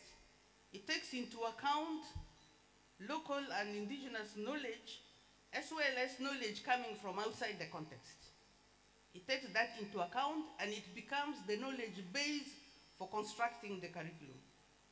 Now, this is particularly important to us, to our work, because we have seen education models of education systems where the curriculum is based on knowledge that is coming from elsewhere and does not take into account the indigenous, the knowledge of the people that this curriculum that have been developed is serving. So we have what we call the indigenous curriculum approach. So the concept of indigenous education has become increasingly relevant, especially in the discussion about decolonization, decolonizing education. This concept advocates for revisiting externally imposed models of curriculum, imposed models of schooling, one way of knowing and acquiring knowledge and skills through schooling. Are there no other pathways that equally could lead to acquiring knowledge, skills, and competencies apart from the schooling? That tends also to be exclusive. If there are not many schools, not every child, not every learner can access, then what happens? Then if education is a right, every child or every learner has a right to, then are there no other pathways? How did people learn in different traditional contexts? Is everything that was done in the past bad? Or are there positive things that if we knew about, we could identify and articulate with other alternative ways of learning without labeling them non-formal? Now, exploring methodologies that empower individual learners to regain control over their learning path, matching interest with options such as traditional healing could be matched with studying medicine. Interest in land issues could be matched with studying law. Digital technology could be linked with recycling. Multilingual education to address unequal status of local language. Now, the language of teaching and learning has a higher status than the language the learner is speaking at home. Is there equity in learning, in considering the language of teaching and learning? Why some languages are predominant in teaching and learning and others are completely left out? Let's take the discussion out of identity. Let's take the discussion out of politics. Let's talk about the quality of learning and teaching. And then have the discussion. Which language to use? First language,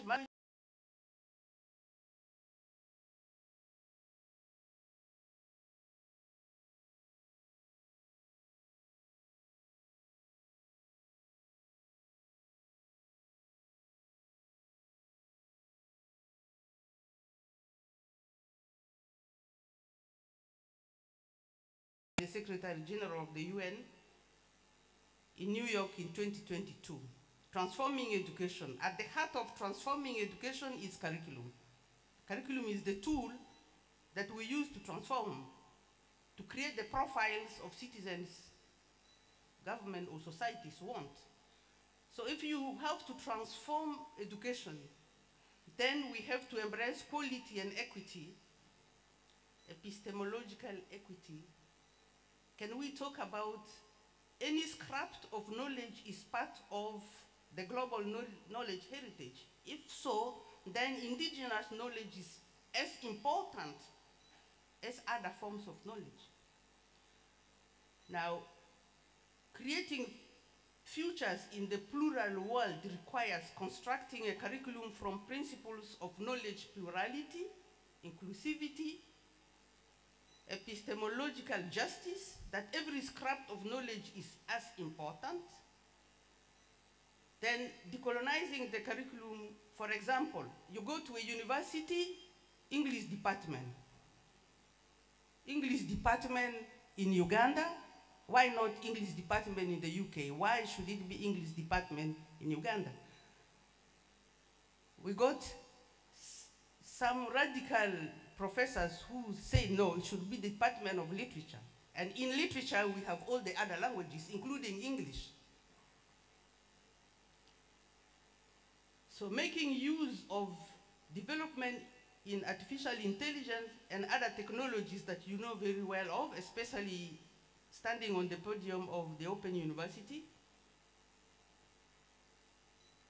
using development in artificial intelligence and other technologies, as well as indigenous technologies, to implement the curriculum while drawing on relevant indigenous technologies that are still useful.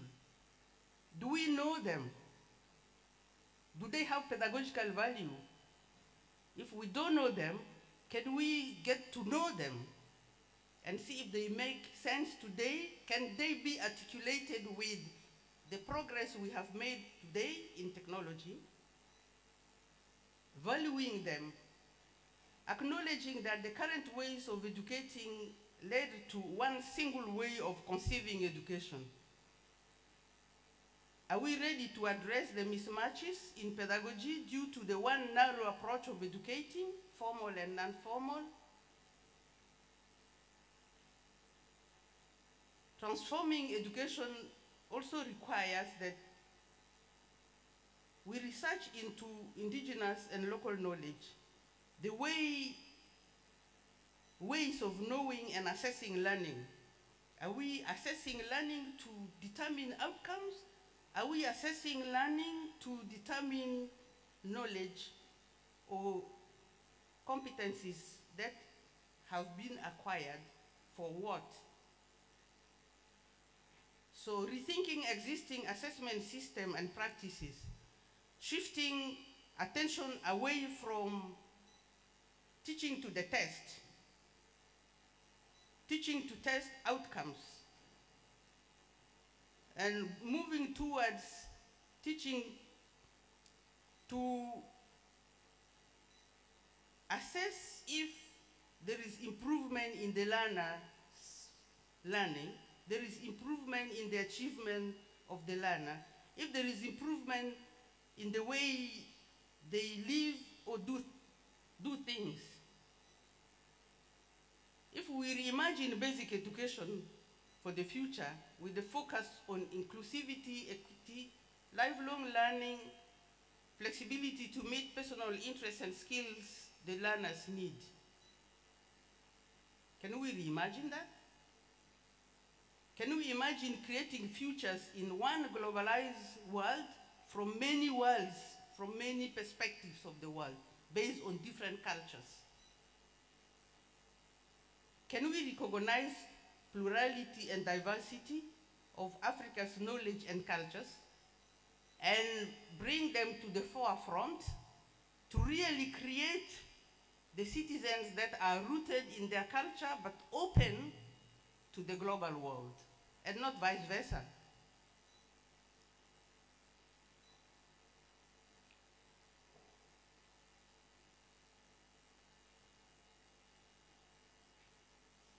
Transforming the curriculum and pedagogy with particular attention.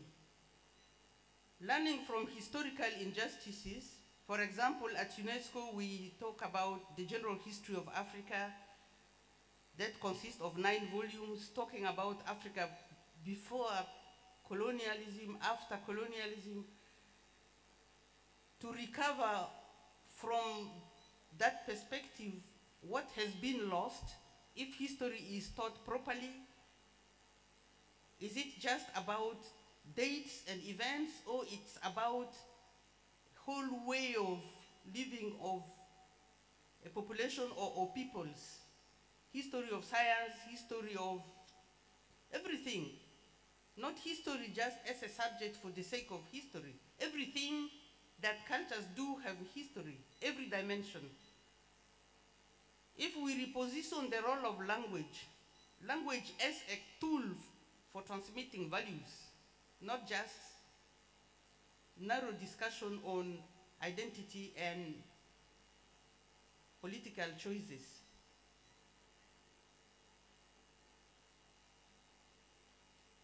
Now, what do we do here as academics coming from different universities and discussing the role of basic education contributing to sustainable development.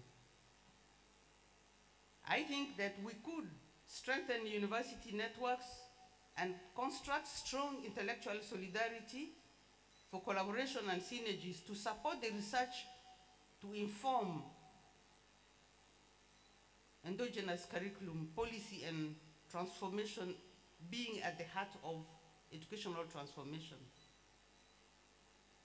That also means projection of Africa's wealth of knowledge. I'm focusing on Africa because I'm discussing these issues here. If I was discussing these issues in Laos, then I would focus on the Asian context. So if we focus on projection of Africa's wealth of knowledge, information, communication, and indigenous technologies in contributing towards ecologically sound and socially rewarding future, is that a subject for research? Do we already know the answer? Second, mapping the diversity in language policies and practices within Africa. Would that help us? Harmonizing curriculum across African nations while integrating local cultural knowledge and developing global competencies. Would that stop our youth getting into ships and drowning in the Mediterranean? Will that help to keep them in their own communities and contribute to developing those communities and their country so that they can see their futures within their context, in their own country? Developing innovative and robust assessment framework that measure knowledge and competency skills that are valued locally, regionally, and also globally, but not valued elsewhere and learned elsewhere. Learned here, valued in Europe. Learned here, valued somewhere. So that because it's not valuable where it's learned, then I have to go somewhere and look for a job where the knowledge I have, the skills I have are valued. Does that make sense? Thank you very much. Asanteni.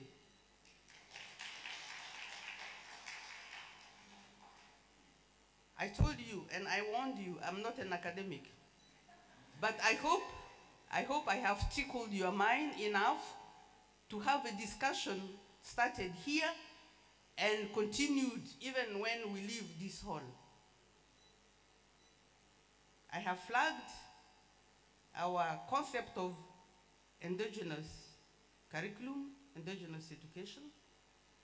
I have tried to share with you some challenges that basic education is facing and must address.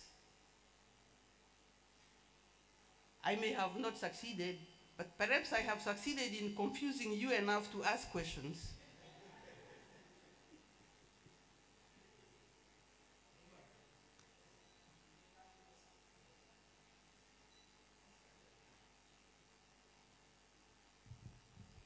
Thank you very much, Dr. Florence. I think I got what you were trying to confuse us. Looking into how we can transform education through endogenous curriculum, whereby we take note of local knowledges, experiences, culture, and exogenous knowledge, so that we create not indigenous knowledge, not exogenous knowledge, but endogenous. The argument that she's making is that for a long time we have been depending on exogenous education and disregarding the local knowledges, experiences, and even we have been assessing that if it's knowledge or education or skill, it's not really assessing the competencies that one is supposed to have. And competence she said must be acknowledged in the local context. It doesn't make sense that one has maybe PhD but cannot exist in his or her society. That's what she was trying to say. And she continued saying there are a lot of challenges in basic education, whereby she looked into issues of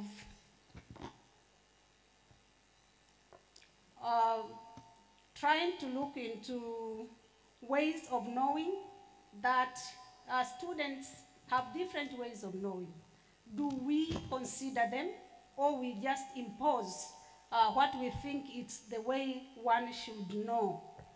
And she was also talking about informal, non-formal, and formal education, whereby we can help our students or even acknowledge the knowledge that the students have.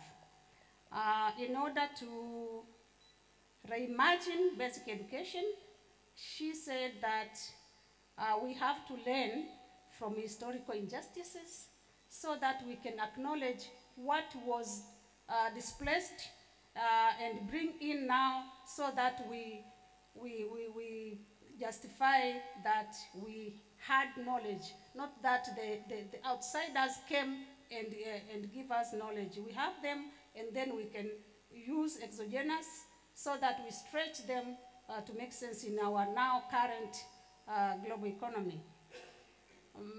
She also talked about language, that we have to reposition the role of language, and she's querying that how can one learn in a language that he or she is not experienced in. And also, we have to also take the advantage of artificial intelligence. Of course, in a context that makes sense to us, because when we look into all those, we have to contextualize artificial intelligence so that it makes sense to our students. She also touched on universities, that we have to strengthen the networks between us, between the teachers, and between the government and the political, so that we really make sense, we are able to transform education to make sense in our own context. And she also talked about assessment framework that we have to use to get away from assessing what we think we are assessing for passing, and assess the competence. That's what I got from your presentation. Allow me now to ask for some few questions from the audience. Thank you.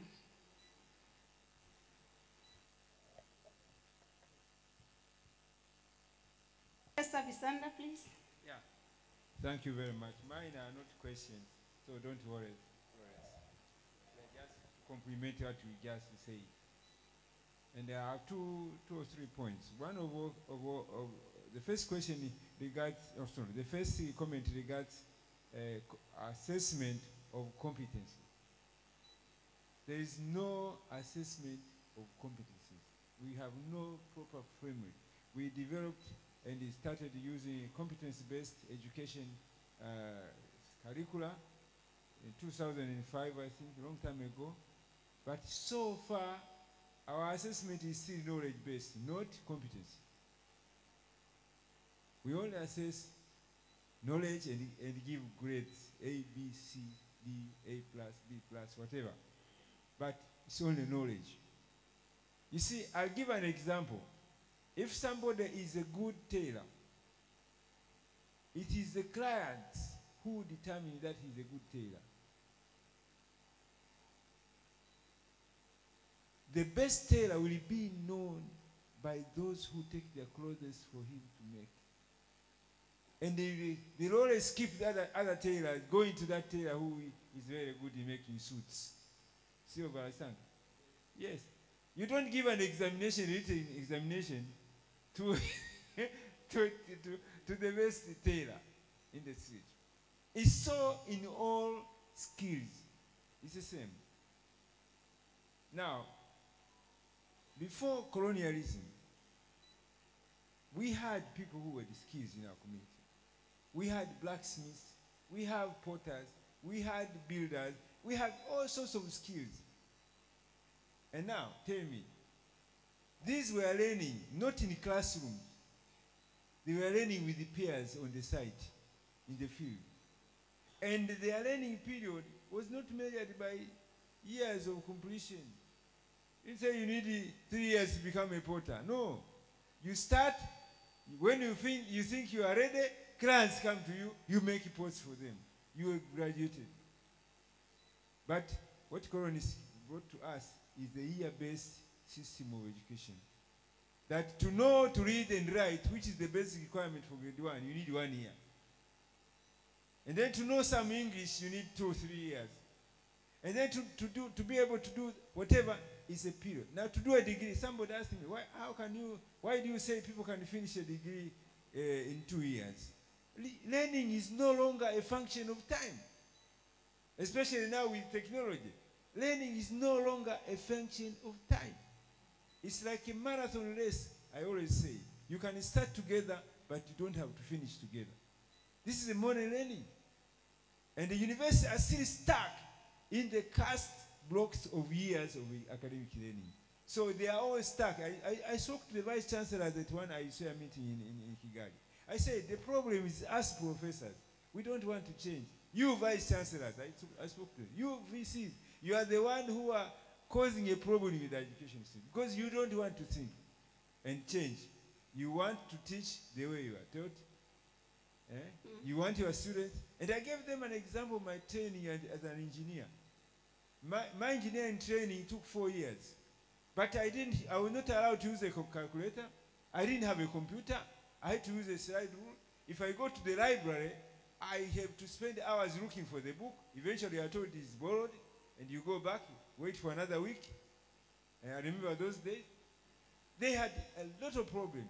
Engineering drawing was particularly a headache because if we make a mistake or if ink spills on your drawing, you have to throw the drawing and start all over again. I was there 4 years studying engineering. Now, the student today, they go to the university, they have mobile phone, they don't need to go to the library. Most of the things are there. Then, when they come to draw, they use a computer.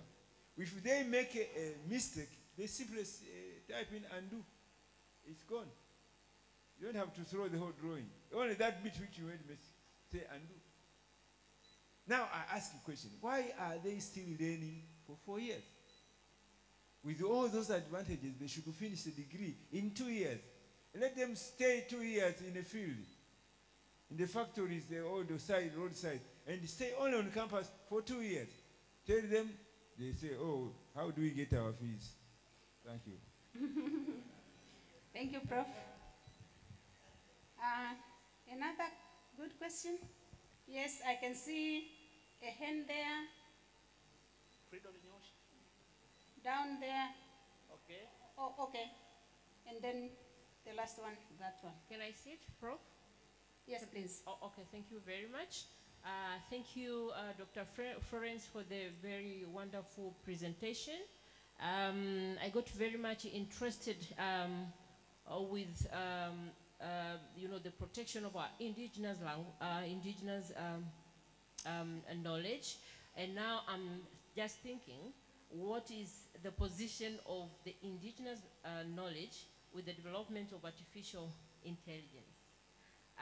And my second question to you is, UNESCO is the key stakeholder of curriculum design and development in African nations. Now, where is your position as UNESCO, a stakeholder in this curriculum development and innovations in African nations? That's it. Thank you very much. Did you get that?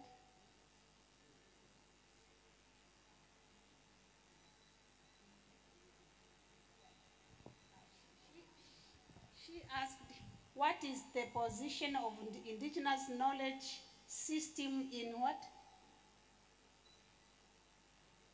The position of indigenous knowledge in UNESCO?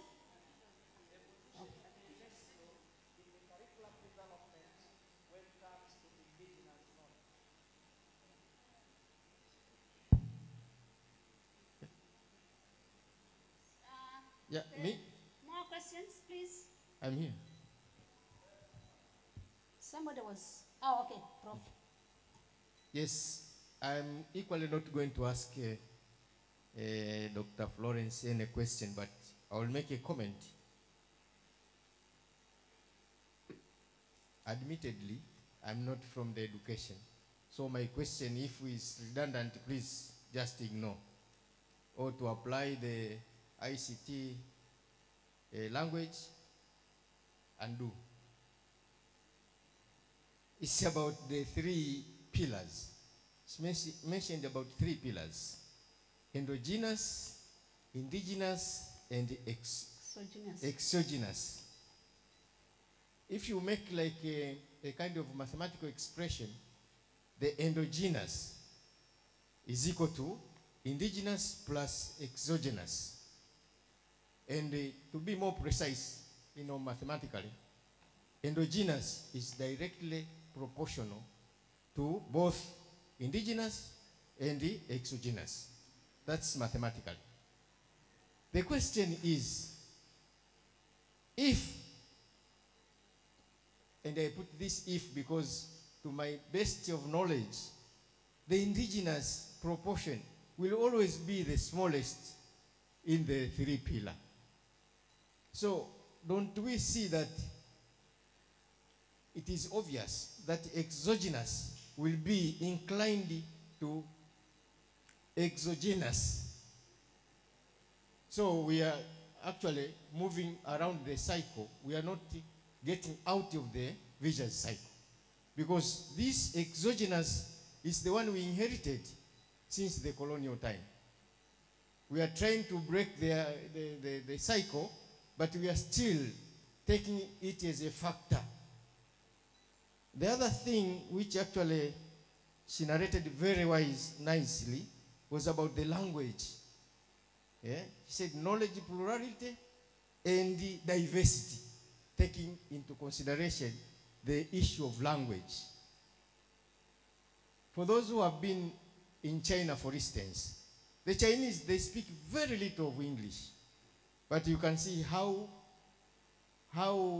enormous development they have made, they have attained in very few years. Within, let's say, 50 years, they have transformed themselves completely using their native language. So to me, language sometimes it may be a barrier to our own development. Thank you. Thank you, Prof. Yes, please.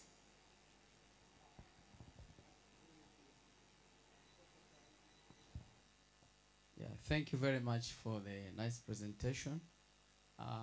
There are basically 2 points I got from the presentation, and I want to chip in about indigenous education and how to transform. In order to transform the education, there are various areas need to integrate together, like there is issue of money, there is issue of politics, and the issue of academics. In our education, we have challenges. There are a lot of knowledge, articles and papers that are really intending to transform the education, but there's no clear voice from the academician, like politicians. They have a platform to raise their voice for transformation. Business people, they have a platform to raise their voice. They have money. But in the area of academia, it's a bit challenging. We have papers, but they are not heard. And sometimes they can have a lot of information to transform what we are discussing here, but no one is aware of. Now, my question is, how are we going to raise the voice of academicians? Thank you. Maybe we take the last question. Thank you very much, Dr. Florence, for your thought-provoking presentation. Many countries around Africa have what is called the national curriculum. And this type of curriculum has to be respected by all the schools. And inspectors from the District of Education go around schools to check whether this curriculum is respected and followed. Now my question, what response can you have about this type of curriculum? Question number 2, what do you think, or do you think parents can be involved in the process of the curriculum design? Why or why not? Thank you.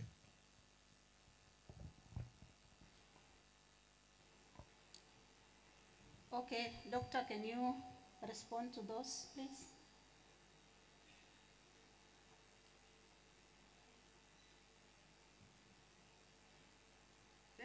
Thank you very much for the comments, Prof. Bisanda, and the comments well received. And also thank you very much for all the questions. So I have managed to provoke some questions. I'm happy. So let's continue the conversation. I don't particularly wish to oppose one perspective against another perspective. Now, if I start with the position of UNESCO on indigenous knowledge in the curriculum and the role of UNESCO in curriculum development. The first question. Concretely, indigenous knowledge, we have what we call intangible heritage under the sector of culture in UNESCO. They do a lot of research on indigenous knowledge and so forth. But the education sector maybe needs to do more. It's about doing research and knowing what is this indigenous knowledge in each member state, of UNESCO, in each country. We have 195 member states. So what is the status of indigenous knowledge? It's not limited only to Africa. In some countries, it's taken into account and it's built on indigenous knowledge. I am talking about indigenous knowledge. Knowledge that dates, that is part of cultural heritage of cultures. But do we know what UNESCO does would be also to support research by you universities into this? What are the forms of indigenous knowledge that can still be useful and relevant? Knowing it, because if you go out there, you Google, there is not a lot of literature review on these issues. If there are no publications, it means there has not been researched. Now, if universities in Africa do not do the research, do you think universities outside Africa will do the research for you? Perhaps as anthropologists, they will come, sociocultural anthropologists, out of curiosity, they will do the research. Then when they publish, you will find the publication out there, not in Africa. For example, when I was doing my PhD on conflict resolution and so forth in Africa, a lot. I had a bibliography of 34 pages, and all of these were out there, not in Africa, but they were about Africa.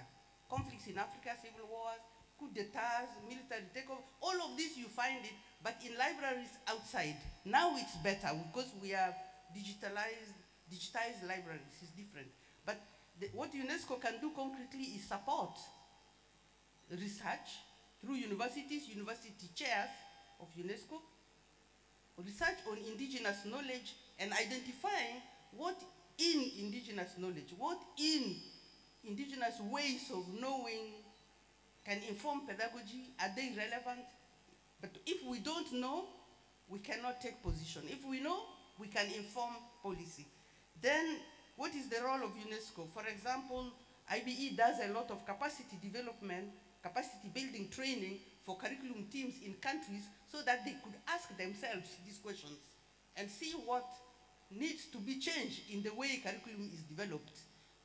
One of the things we insist on touches on one of the questions, policy dialogue, dialoguing with politicians, policy makers, but it has to be on evidence. That means you have to do research and have the evidence, then you go and dialogue. Not on speculation, but on evidence. We did a research, this is what we find. So UNESCO tries to support countries, especially the IBE. We in 2023 train national curriculum development staff in 15 countries. Because if you want to transform the curriculum, where do you start? What do you do?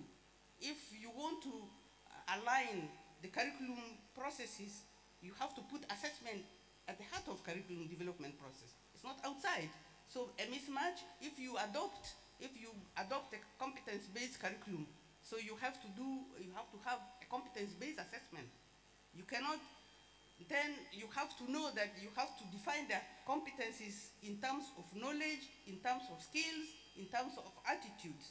You know the famous book that talks about learning to know, learning to live, learning to be. That is the 4 pillars, which are the 4 curriculum principles. Learning to know is theoretical knowledge. Learning to do are skills. Learning to be are values. Learning to live together is peace. So those are the 4 curriculum principles that were published in a book by Jacques Delors that UNESCO also commissioned, that you must all know about, that you might even have copies in your libraries. The second question, ICT and language, or language can be a barrier. Exogenous, endogenous, and indigenous. It could be a mathematical equation, but endogenous, exogenous, usually you find it in biology. Outside the cell, inside the cell, indigenous, outside exogenous. It's a terminology borrowed from natural sciences. It's a terminology borrowed from biology that we are using in social science, and now we are using to express a contextualized curriculum. How does it happen? A contextualized curriculum starts by profiling the learner. What do we want the learner to be, to know, to do? You profile the learner first. Then, what kind of content will you give so that you create that profile of that learner? Then, which kind of profile of a teacher will teach that content? Then, how are you going to assess that what is learned? Learning can happen without outcomes. But if you are focused on outcomes, then you are not interested in learning. Because when a learner can learn and may not have outcomes, and yet he has achieved something, he's improving themselves.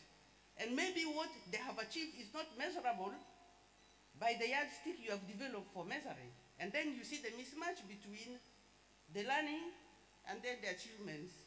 And this is the whole discussion about outcome-based, competence-based, objective-based situation, all of those approaches. What UNESCO does when it's training curriculum developers is to distinguish, to expose them to this with concrete examples from all over the world where it works, where it didn't work, when it's brought out of context and put in another context doesn't work. So what we do, we say to the curriculum developer, first, what does the government want? What is the profile of Tanzanians the government wants? The government wants a Tanzanian rooted in his culture. The government wants, this is clearly defined. So how does education help to create that profile? Education uses the tool curriculum. So which curriculum, which approach, which pedagogy, so this is the headache of the curriculum developer, but cannot do it alone because a curriculum is a social construct. You cannot do a social construct in hotel locked alone. You need to dialogue with the politician, with the business person, with the parent, with the learners. So there is one important aspect of curriculum development process is policy dialogue. But now when you say politicians, business people, they have their platform. But how can academicians be heard? Do you want really to be heard? If you want to be heard, you will know how to talk. Do you really want, as academics, do you really want to be heard? If yes, you know how to speak and you can speak loud. So you have the answer to if you want to be heard. But if you want to be heard alone, it cannot work. You have to build alliances. You have to know who are the strategic alliances, how to communicate. You publish a lot, but it's never read. Maybe you don't package it well. Maybe you don't package it the language, attractive language that attracts those that must read. So I think that indigenous knowledge, it's not indigenous education, I'm talking of indigenous knowledge. So if you say indigenous, exogenous gives you endogenous, could be a biological form perspective. If it's a mathematical equation, we are transposing it to a social event. Education is social, that you know. It's another discussion we can have, but here we are referring to indigenous knowledge. What is inside our indigenous practices and knowledge that is still relevant? I gave an example yesterday that I was observing my mom doing things when I was growing up. When I went to secondary, and then I said, which subject must I study to explain that phenomena? And that phenomena was chemistry, chemical processes. They told me you have to study chemistry. So I studied chemistry to be able to explain what I saw, that my mom could not explain because he told me my grandmother did it that way, and so she asked to pass it on to us. Then we want to know now because we have a different generation. But generational dialogue is part of the discussion of educating. So we could discuss until 6 o'clock, but we don't have that time. So for the interest of time, I will maybe stop there. I hope I have answered. Okay, what can you do to make parents so forth? Policy dialogue. If you want curriculum development, it's a process because it's a social construct. Curriculum development. It's not an affair of a few experts sitting in a hotel developing the curriculum. Curriculum is a highly political document. Why? Because you are creating profile the government wants of citizens. And the curriculum is the tool that the education system uses to create those profiles of citizens. We want highly educated people. We want literate population. We want, I can give you an example in UNESCO's records. Tanzania, when President Nyerere was president, had the highest literacy rate of adults. Because there was emphasis on self-reliance and investing on adults that contributed to the development of the economy and what. There is a policy, there is a political vision, and the education should contribute to implementing that vision. And curriculum is the tool. That's why it's a very political document that you cannot touch it, that it cannot be transformed, and that inspectors go to inspect it.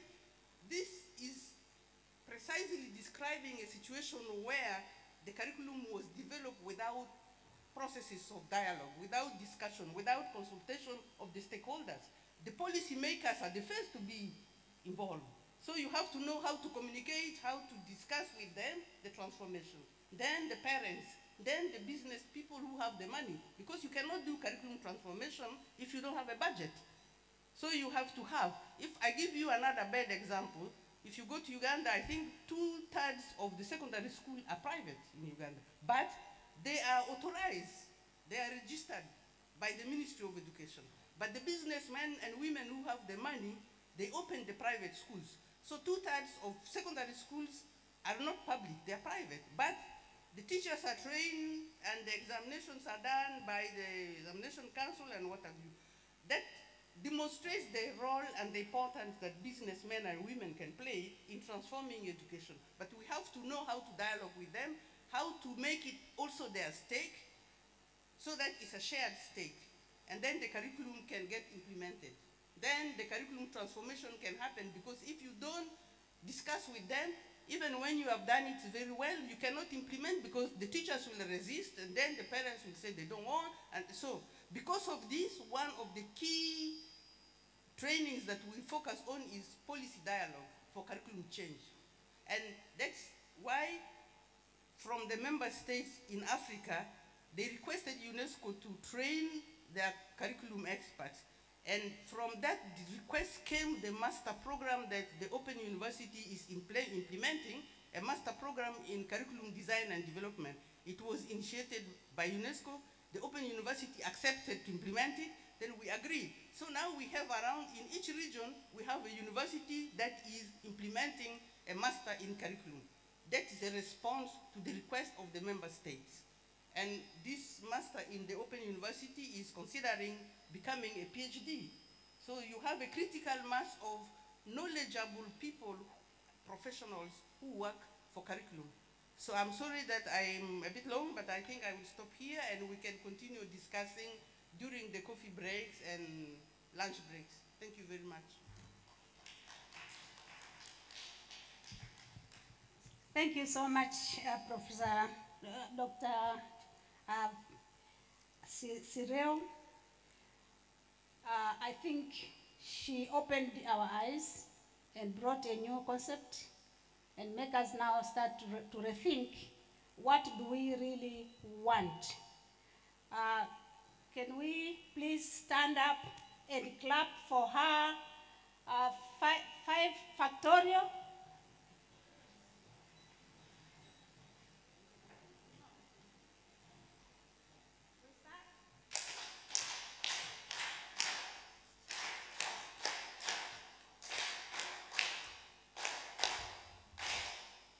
Thank you. Thank you very much.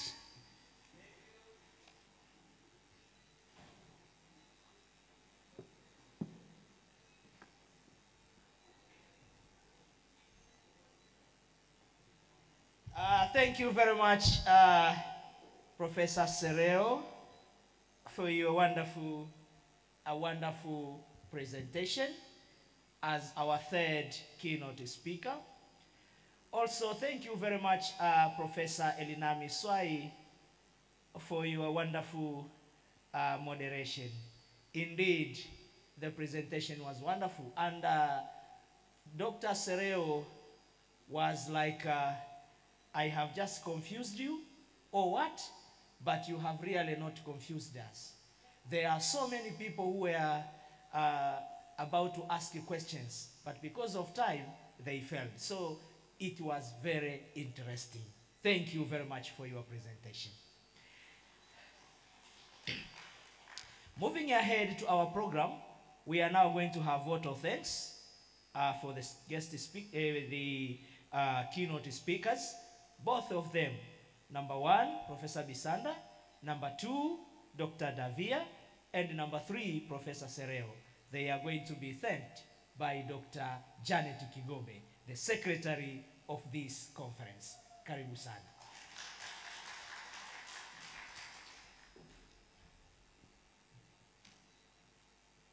Hello. Good afternoon.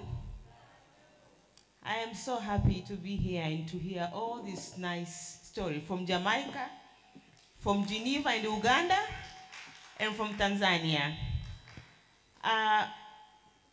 As you know that in our conference we have this culture to identify the permanent friends of our faculty. And these friends are prominent people who have done a lot in education. So today we are going to award 2 awards for our friends. They are global friends actually, not only our friends, because their work contributed to a lot of improvements worldwide. So we are going to award 2 people. May I welcome the Dean, Faculty of Education, and all the DVCs and all the professors at the front table. All the professors at the front table. And professors, Professor Swai, and I want to welcome Professor Swai to announce the first award. Please.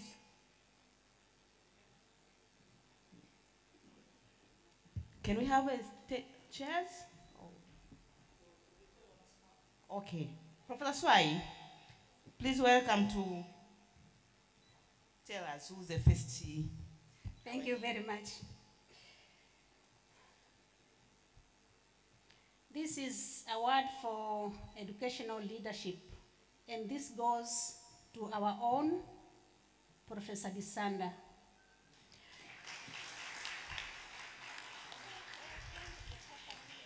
It is a great honor to present the award for educational leadership to Professor Elias Tozo Disanda.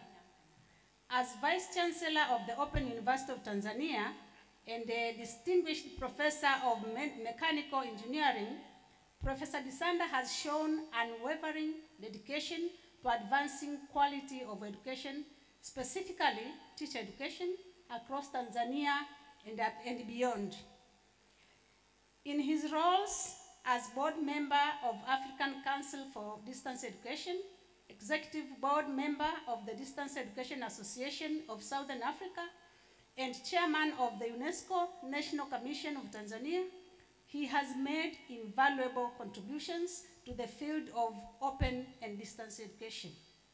Additionally, as the holder of the UNESCO Chair for Curriculum and Teacher Education, Professor Disanda has worked tirelessly to strengthen teacher education and curriculum development. Today, we celebrate his profound impact on educational reform and recognize him as a cherished, permanent friend of the Faculty of Education at the Open University of Tanzania.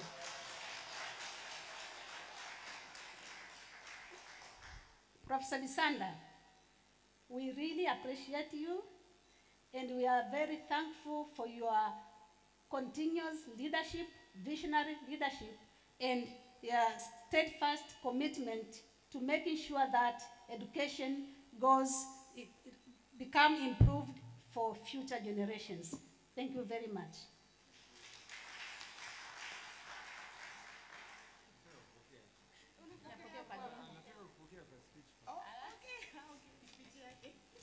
I am very, very humbled. I never expected this. Is a very nice surprise for me. But I also appreciate the acknowledgement by the faculty on my efforts to prop education, not only to Tanzania or to our university, but for the whole world. And this is testified by my own words. Whenever I talk about education, I feel like we have not done justice to our education system. I would wish we could move faster than we are doing now. As I keep saying, education is just like a marathon race. You don't have to start together and finish together like people riding in a bus. But it's a marathon race. Everybody can start together, but they will finish in their own pace. Thank you very much for the award.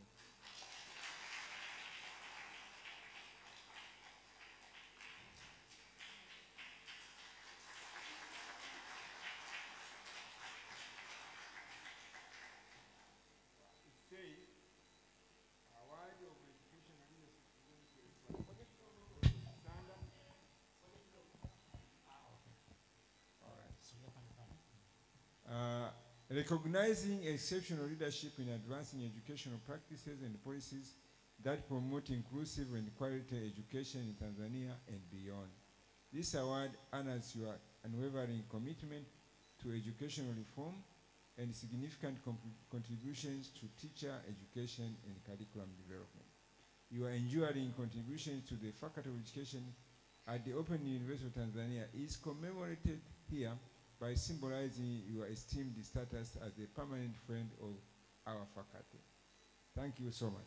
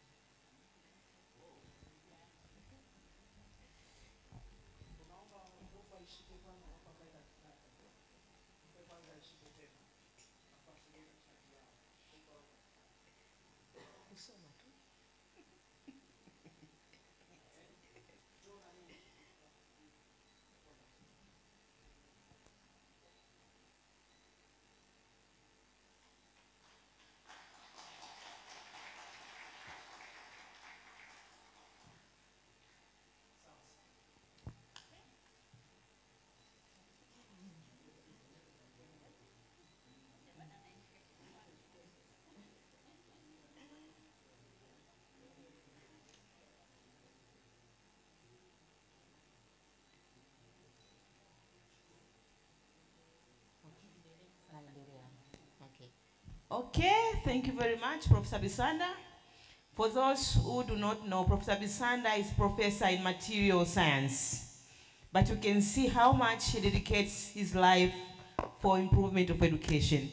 Another proud for him. Okay, the second award, we call it Award of Outstanding Contribution in Education Improvements, goes to someone very special. And before she comes here, I need to tell you who she is. I'll do it myself. It is with immense pride and deep appreciation that we present the Award of Outstanding Contribution to Education Improvement to Dr. Florence Serero. Dr. Serero, as you heard, she's a senior program specialist and chief of curriculum transformation, norms, standard, and capacity development at IBE UNESCO. She has a PhD in social sciences, and she has a very extensive experience in curriculum development and profound commitment to teacher training and professional development. Dr. Serero, her work have aligned with education system with global standard through transformation of curriculum and inspiring educators and policymakers worldwide. As she said, she traveled to more than 70 countries, 70, to inspire leaders, curriculum specialists, and educators to make transformations through curriculum. Today, we recognize her outstanding contribution, not only on the global scale, but also as permanent friend of the Open University and permanent friend of Faculty of Education at the Open University of Tanzania. Dr. Serero, we are honored to celebrate your legacy. And thank you for all your unwavering dedication to improving education for all. She has done a lot. Welcome, Dr. Serero.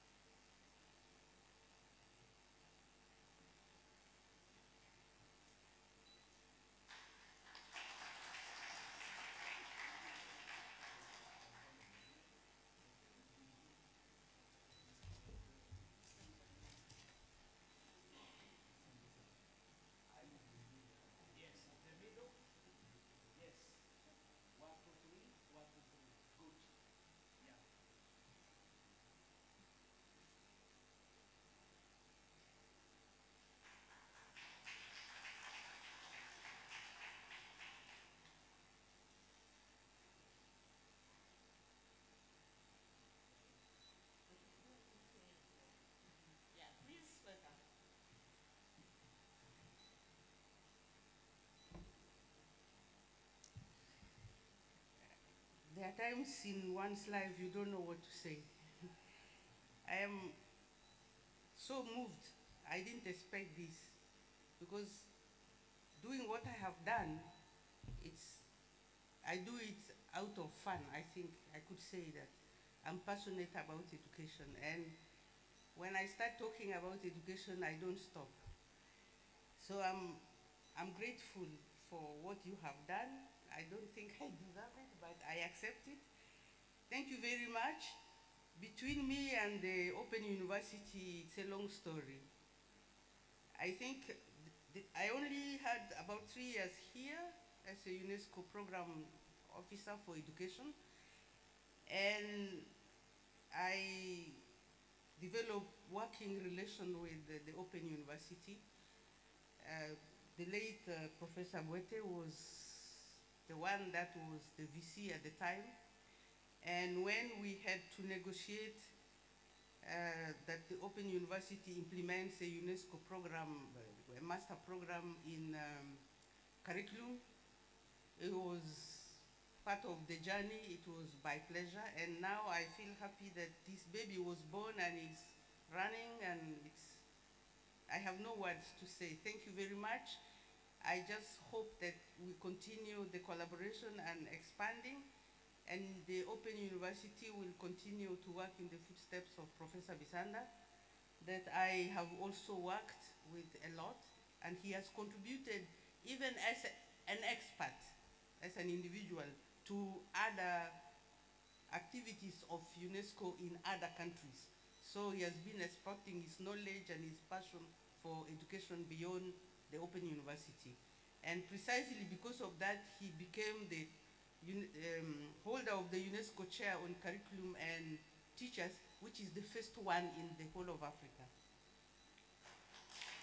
And now, because of that, there are other chairs within Africa region that are working towards agreement to host a UNESCO chair on curriculum and distance education in Mozambique, that they are acting as the big brother or the big sister of that university in Mozambique to host a UNESCO chair on curriculum and distance education.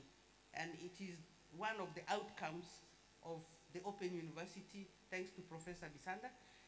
And I could continue the story that Janet has already, and Professor Swai have already elaborated, but we can keep it so that you are interested in talking more about this, because if we finish all the stories, then maybe you will have no more questions to ask.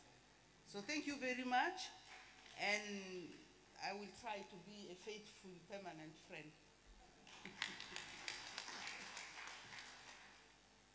Okay, please, Professor, you can take your seat. Thank you very much. Yeah, I wanted to talk about Dr. Sereo myself, because I travel with her maybe 5 countries, and I could see her energy. He can persuade everything, and everything can go. He can talk with any minister or ministry, so she's very energetic. Yeah, so I want to make 2 announcements. First of all, at the vote of thanks for everyone who's here. Some people are coming from very far. They spend 3 days on the way.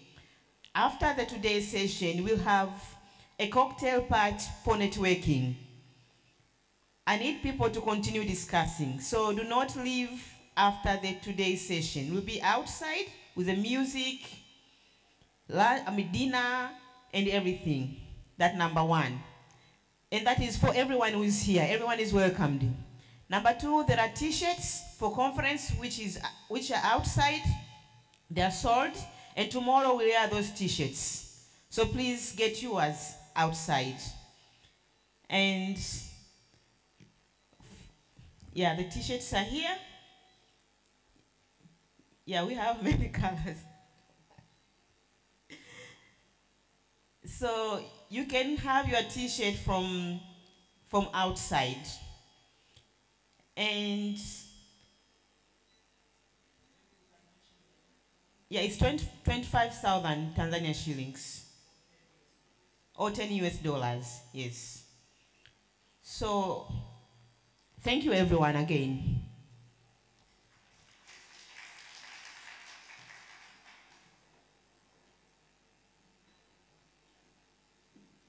Thank you very much, Dr. Janet Kigobe, the Secretary of the Second International Conference, under the chairmanship of Dr. Mohamed Msoroka. Msoroka, can you stand up? Yes, this is the chair.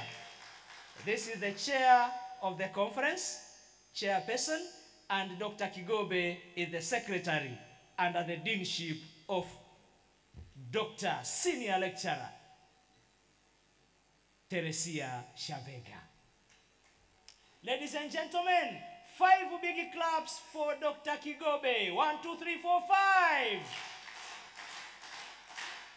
5. Asante sana. Ladies and gentlemen, we are now done with our second session of the keynote speeches, whereby we have received 3 of them. We are now going for lunch, and after lunch, we will be back for the breakout sessions. And these breakout sessions, you may find them in our booklet there. There will be 4 groups. The first group will use this particular venue. When you go through the document, you will find the responsible people here. We have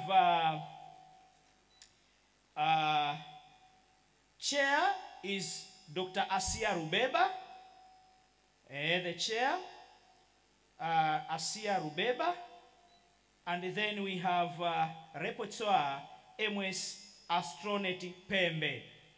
So this is your venue. Second group will be in room A. Room A, and the chair is MS Bilhuda Chamshama, and the repertoire is Dr. Elizabeth Balalusesa. Then you have group 3 that will use room B, and here we have Joyce Kinyua as a chair, and the repertoire Fidel Dasan Guajekera.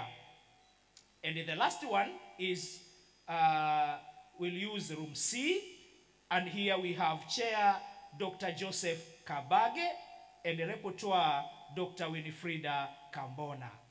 So after lunch, you just go straight to your respective venues for the paper presentations. We are going to use a half an hour for lunch, and then after half an hour, you just go quickly to your room and start the presentation. Is that okay? Okay, thank you very much. Dr. Kigobe, you have an announcement? Yes.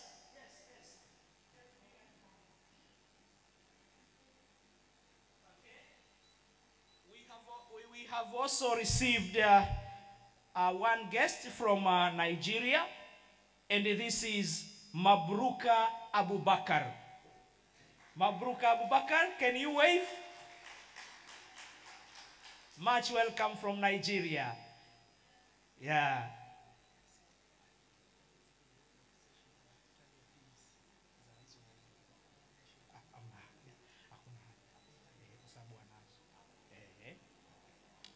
Okay, ladies and gentlemen, lunch is served.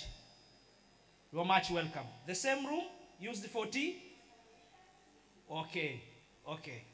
Yes, we use the same rooms that we used for tea, for leaders as well as for the participants. Just go straight, take your lunch. 30 minutes, we go direct to the breakout rooms for the presentation.